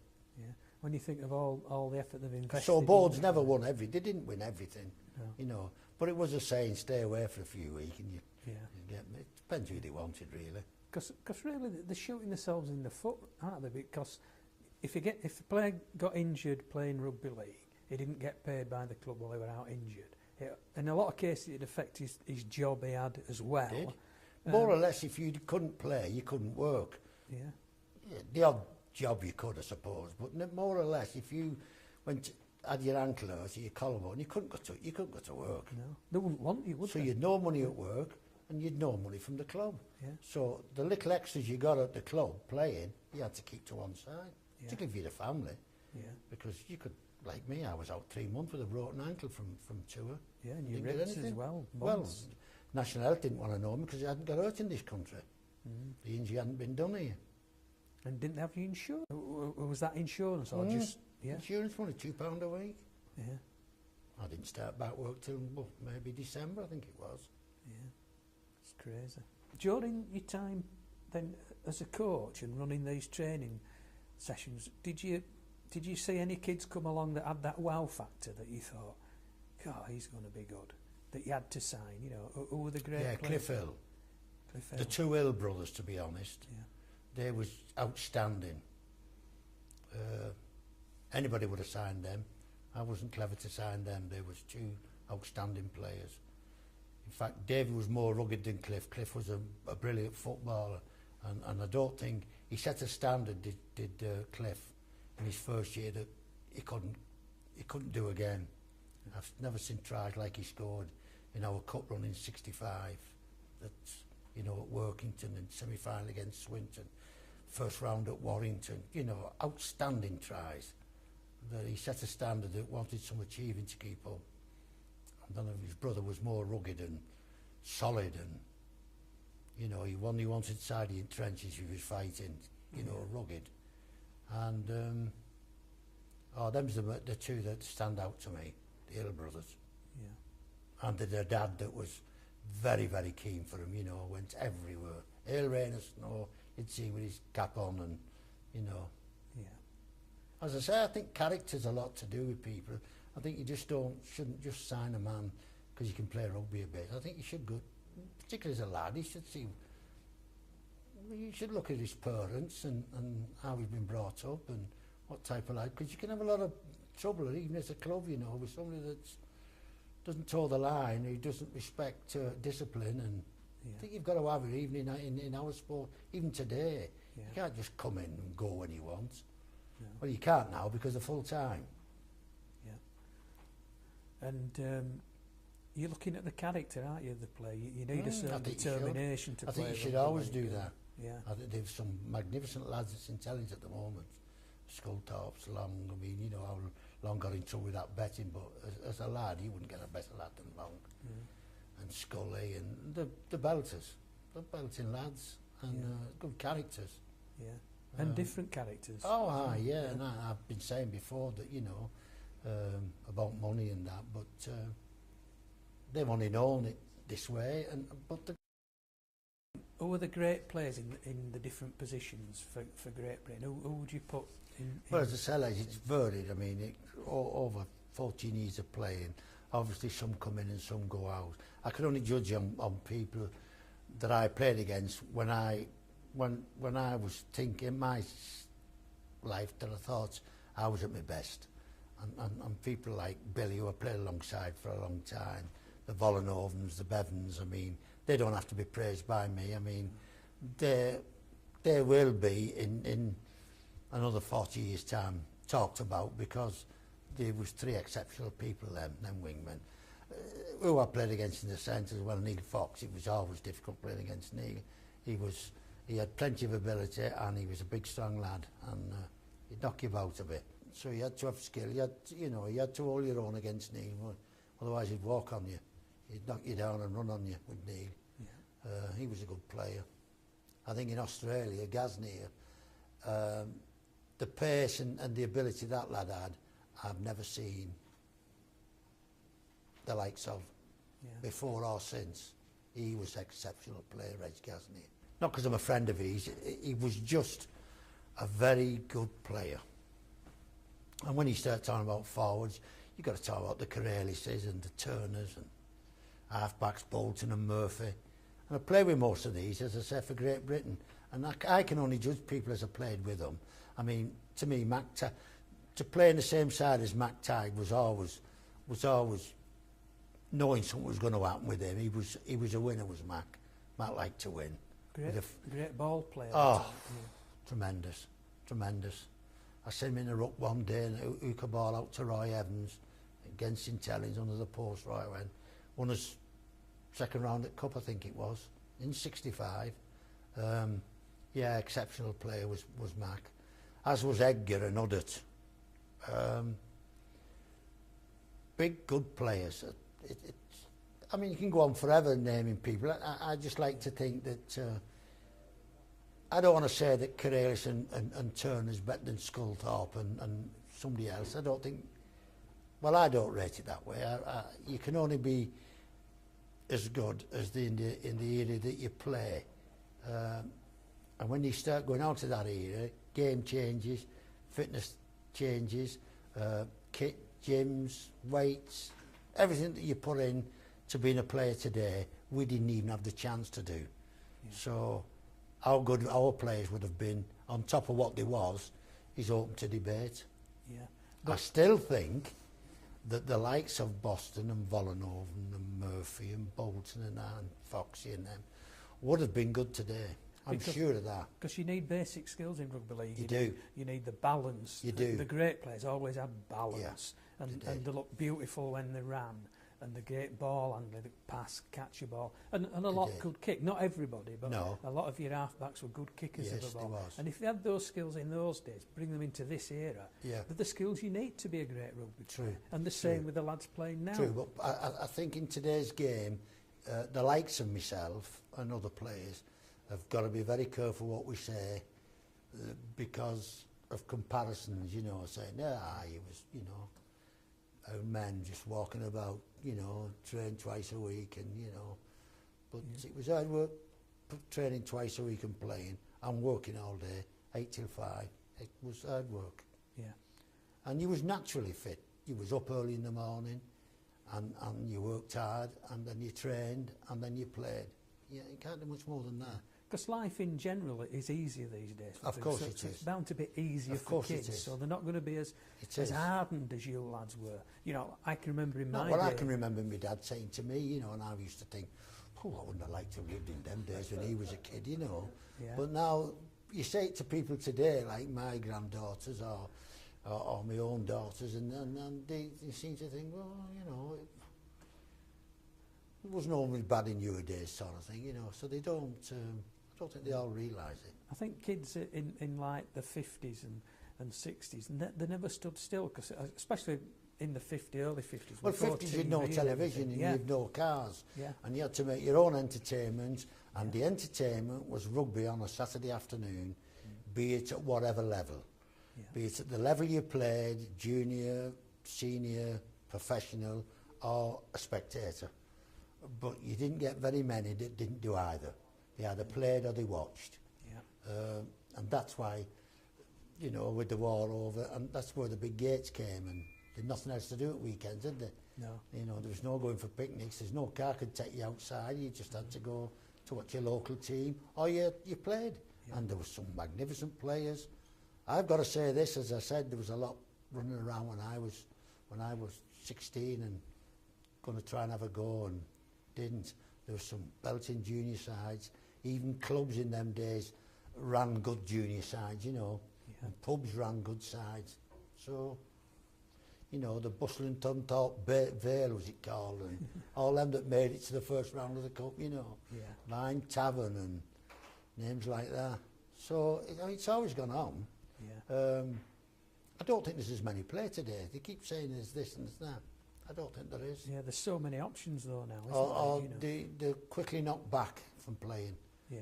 I mean, who am I to talk? I packed him for 3 years till I went in the army, but, you know, I couldn't see a way. There's all kinds of things for them today, you know. Yeah. And are they as determined, do you think, kids today? Attitude, I put it down. I think you need attitude. I don't care how much ability you've got. If you've not got the right attitude and work hard enough, then you won't make it, no matter how much ability you've got. Yeah. You can't swagger in a place today and say I'm a good one and do it. You've got to have the right attitude and you've got to work hard. Yeah. I'm sure you have. And you had in our day. Because it is the toughest of sports. Yes, it is. Really. Without a doubt. There's not many you'll get knocked and not really knocked down and have to get up and be knocked down again. Or it's hard to bounce up from a rugby league game. well, and some had a in our day had a delight in doing it, you know. Yeah. I can remember going to Halifax. He's not like this Peter Talbot. Peter Talbot was with Halifax, and he'd been with St Helens, and he was at Halifax. He's now in Australia, and I'm quite friendly with him.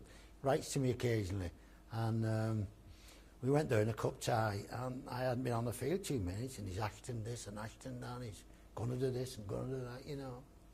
I said to Billy, listen, I want this fella shifting and quick. So we had a scrum, and ball come out, and I stood back, and he run wide of me, and next thing, he's in the air. Billy's done and good and proper, off he went. Done. Yeah. All my troubles finished in a minute. Yeah. But, you know. But all teams did that. Of course they did. Yeah. Of course they did. Yeah. But he just come in saying, hey, Ashton this and Ashton that. I hadn't been on field 2 minutes, and I said, Billy, for him going.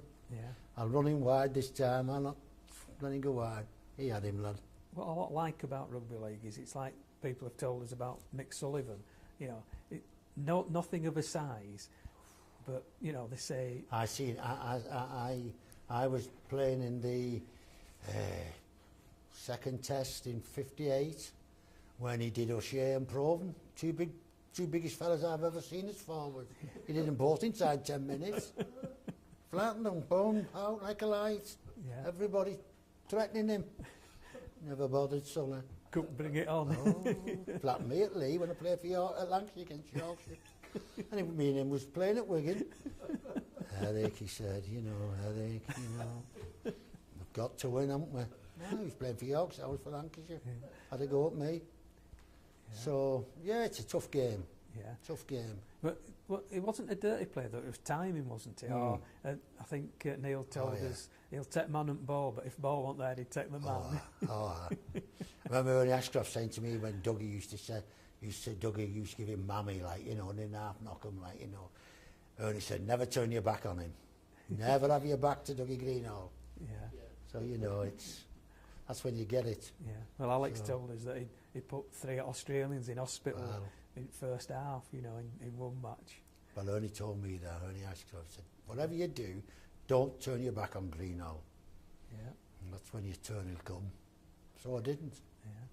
Mind you, of course, in them days, you'd no TV cameras, you know, 9 cameras watching every angle and everything. You know, no, you hadn't, had you? And that was the disadvantage as a coach. In my coaching days, I would say to a player, you've not done this, you've not done that. He'd say, yeah, I did. Oh, I did. And you'd no proof. Yeah. You'd no proof. It was your word against his. The only strength you had is that you picked the team and he didn't. But, I mean, to be able to sit him down and show him what you're talking about now must be marvellous. Yeah. Must be something to be envied, I think. Yeah, yeah. Because there's no hiding place now. No, there's not. There never is in rugby league anyway. No, there's not. There's not. They'd find you out without cameras, in our day. Yeah. But, yeah, it's there to see now, isn't it? All this fitness and the things they do is good for the game. Yeah. Do you think we lack the characters because of the pressure? I'd just like us to be a bit more national. Yeah. I don't know how we're going to get that because we've had how many years, I don't know, nearly 30 years in London with a team. I think we don't seem to be making progress. I don't know about the amateur side down there. People said there's 60-odd teams in London playing rugby league, but yeah. I don't know. It'll come from the grassroots eventually, because as we know with rugby league, how many people have you taken to rugby league and they fall in love with it? I did. My brother said, you know, do you fancy going to watch a match at Oxford? And this was in about 67, and I'd seen it with tucking ball up shirt on TV and didn't fancy it. I went into motorbikes and engines and stuff, like anything with an engine. But I thought, yeah, I'll go up and have a look.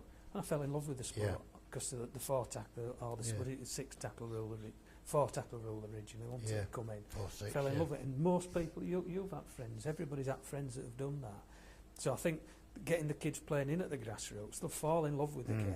Because it's a great game to play for kids as well, and then it'll come out. Well, I was telling you before, I can remember Bill Fallowfield saying that in '63-4 that we need to change the rules, however we changed them, because he didn't think that there was players good enough coming through to play the old rule.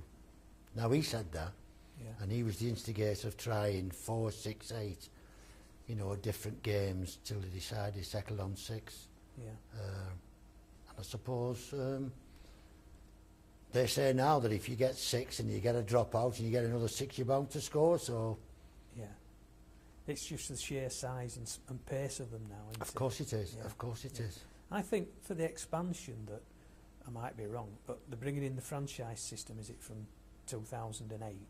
I think that's the time that it'll happen. Somebody will come along with money to try and bring clubs into the league, but it's how much you need to do it these days. It would be millions. It would if we had the money, it would be better to improve Super League and put more teams in Super League, because that's where you'll improve quicker and better. Yeah. The only trouble is the only reason that Super League don't want extra teams in is because it's cutting of their money.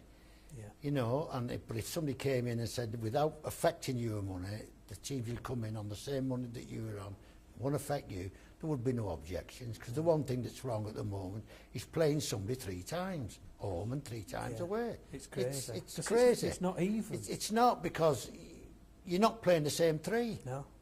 So you could miss out with 4 points that you would have picked up maybe had you had the same teams as they had. Yeah. So no, it's not. It's very false league at the moment.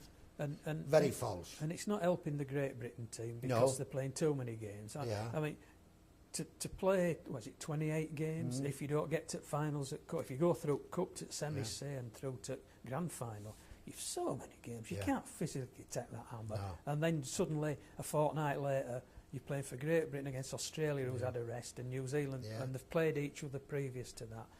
They've got to play tests of some shape or form. But you see, you're picking individuals out because they all don't do it, do they? No. Only the people who play international football.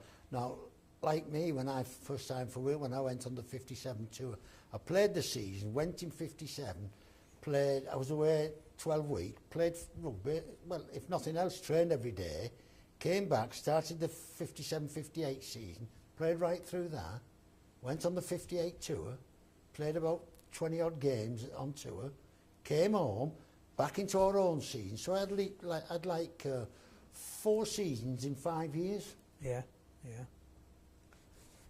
it's amazing. So, you know, but we had to do it. Yeah. And if you didn't do it, well, you fell by the wayside. Because, of course, on tours, they took 26 players, and everybody talks about the Ammoneggers being like the team that played midweek or whatever. Yeah. But it wasn't just that, was it? Because a lot of the players played 23, 21 matches. You never just got a test side playing and Ammoneggers playing. No, you had 4 or 5 test men would play with that other team. That's how it worked. Yeah. It wasn't just 2 separate sides, no. So they were playing like 21 matches on that tour well, in 12 weeks. 58 and 62, we had 21 games in Australia and 11 in New Zealand. Yeah, it's amazing. It's like 32 games, if it was possible to play in them all, in which 3, you hadn't. in 3 months. Yeah, in 3 months. Yeah. Well, probably 3.5 to 4. Yeah. Used to go in May and come back late August. I count myself very lucky because to what I achieved, as far as I'm concerned, and you go back to, as I say, to dedication and that. You can only do that if the woman you married and the kids you've got supported you, and mine did. Mine, you know, my wife Doreen just went, well, she not only followed me on home games, took the 2 kids with us. Right. Yeah. On every home game it was possible that I played at Wigan. When they was old enough, I don't mean as youngsters. Once they got 3 or 4, they came, and it makes life easier, and it made life easier when you went away. I mean, when you went away in them days, there was no phone calls or your wife flying out for an hour or something like that. Yeah. I mean, you was away, and that was it. Yeah. So from the letter, you've had it. Yeah. Yeah. So I think you need support at the back. Because I don't think you can play any sport if you're not happy at home anyway. So, not at top level. You've got to have support from the back. I think, you know, we all call them, don't we? Yeah. We all call them, but do you ever you need them. Do you ever look back and think, as a kid, you never ever imagined how far you actually? I know you wanted to, but are you amazed sometimes at how far you've gone? Oh, I never thought for 1 minute that I would become a professional player. No, I didn't. I must be honest, I didn't. But then I didn't. But once, but I did quite well at schoolboy football, so I don't see why I shouldn't have done. But once I got in at Wigan, I set myself ambitions then, inwardly, like, you know, Yeah. want to stay at first team sort of thing, you know. This is what matters, like, you know. I didn't have time to think about wanting to play for Lancashire because I only played 5 times, I was picked. But I had ambitions to play, keep my place, play at Wembley was the main ambition, you know what I mean? I'd been to Wembley with my dad when Saints went in 53 and 100,000, you know. I thought, oh, what, you know, pitch like sponge, and, you know, I thought, oh, wouldn't it be lovely to go there? Yeah, amazing. So that was my main ambition, Yeah. which I achieved numerous occasions. And then listening to people talk like Ernie Ashcroft, who'd been on tour, like, you know, I thought, oh, it'd be nice to get on tour, like, you know. Yeah. So I just set ambitions, and they all come off, really. Would you ever have dreamt that you'd go from player to captain of your team, Wigan and Great Britain, then to coach Wigan? I know. Yeah, I know. to coach, and now on the board at St Helens, but your club. You know. I'm unique in as much as I captained Wigan at Wembley, I coached Wigan at Wembley, and I've been chairman of a winning side at Wembley. Yeah. Yeah. Which is some achievement, because you don't get, well, you don't get very many players that's interested in being on a board. No. I've just been interested in rugby league all my life. Yeah. And my life has been rugby league. So when you I've got been on the, I started in 55 and I've never been out of it. Yeah. Till now. I'm not out of it now. No. When you went on to, how long have you been on the board at St Helens? I joined in 82. And what did it feel like when you first went on the board, being on the other side of well, that was always a bit, you know, it was always a bit strange. Yeah, it was strange. But I've never tried to, you know, as much as I've been a coach of all the sides I've been coaching of, I've never tried to put pressure or lean on any coach that I've been on the board with, like at Saints. You know, I've never, you know, because you appreciate their difficulties as well. Of course you do. Yeah. If you've done it. Yeah. If you've wore the T-shirt, as they say, you realise the problems there is in anything. Yeah. You know. The problem with rugby league and probably with a lot of sports is that every match you go to, you've 12,000 international standard players all watching you play, aren't you? That. And, you know, they can do everything better than you can. That's you know? right. And we all do it. That's right. But that makes sport great. Yeah. You know, and without the spectators, where would any of us be? It's just a pity that this great sport doesn't have more people packing the stadium. Oh, I'd love it to be national. Yeah. I think, you know, I'm sure that Jason Robinson only went, who saw the light and said, for me to make my name worldwide, I need to get in rugby union. I'm not sure whether Andy did that. Andy's had a lot of luck, and he's not even played yet. But whether he thought that, I've done all I can do in rugby league, let me have a go at rugby union, you know. Yeah, yeah. That's where rugby league's always lost out on the marketing of the sport, really. Of course they have. But of course, there's always been... Australia's now struggling a little bit to feed the Gazneys of the world joining rugby union, but that's, you know, that's going to happen. But it's a thing with the wage cap, because it's there to equal the teams out, and we've seen that probably this year it's more there than to any other. equal the teams. It's also there to make sure clubs don't go bust. Oh yeah, yeah. Because we all like good players, and I don't care who you are, you want your side to win. I don't care who you are, you want to be attached to a side that wins cups. It's like being a little kid. You say, who do you like? Manchester United, don't you? Yeah. As a kid, because I think in London they say Arsenal, and you do, because you want to go with, you want to support the best. Yeah, but I think as you get older, especially with rugby league, you want to go and see a good match every week. You want your team to win, but as we've seen from people that have won everything, like when Wigan won everything, there was a kind of backlash where they stopped winning for a while. Did the game no good at all? Yeah, yeah. And in fact, the game for 8 years, the game, well, there was no competition, you see. There was full time, there was the best players you could get us together, and there was nobody could compete. And if you can't compete, then it's not sport. Yeah. You've got to have to be able to compete. Yeah. Can't have all the best players at one time. That's what happened then. Yeah. And they suffered from it. Yeah. Because really... Well, when we used to be on tour, and how much do you get for playing, like, you know? Yeah, all that.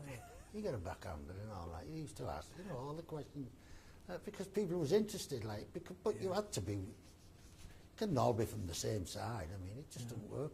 And it happened at Wigan, And I know 2 Wiganers who was fanatics who stopped watching them after 3 years because it didn't do anything for them. Yeah. They just knew they was going and they was going to win, and there was no uplift in it. Yeah, and then you got the other section who came late to watch it and thought that's you always win everything, and You suddenly don't. they didn't. And You then don't. they thought, oh, I'm going to do something It's else. true. Yeah, and Very the crowds true. are coming back at Wigan now, aren't they? Even though at the Yeah. moment they're Well, struggling. they've had some good gates this yeah. season. Cracking gates for 17,500 against Warrington, so yeah. Yeah. Yeah, and Leeds did the same thing when they went full-time pro.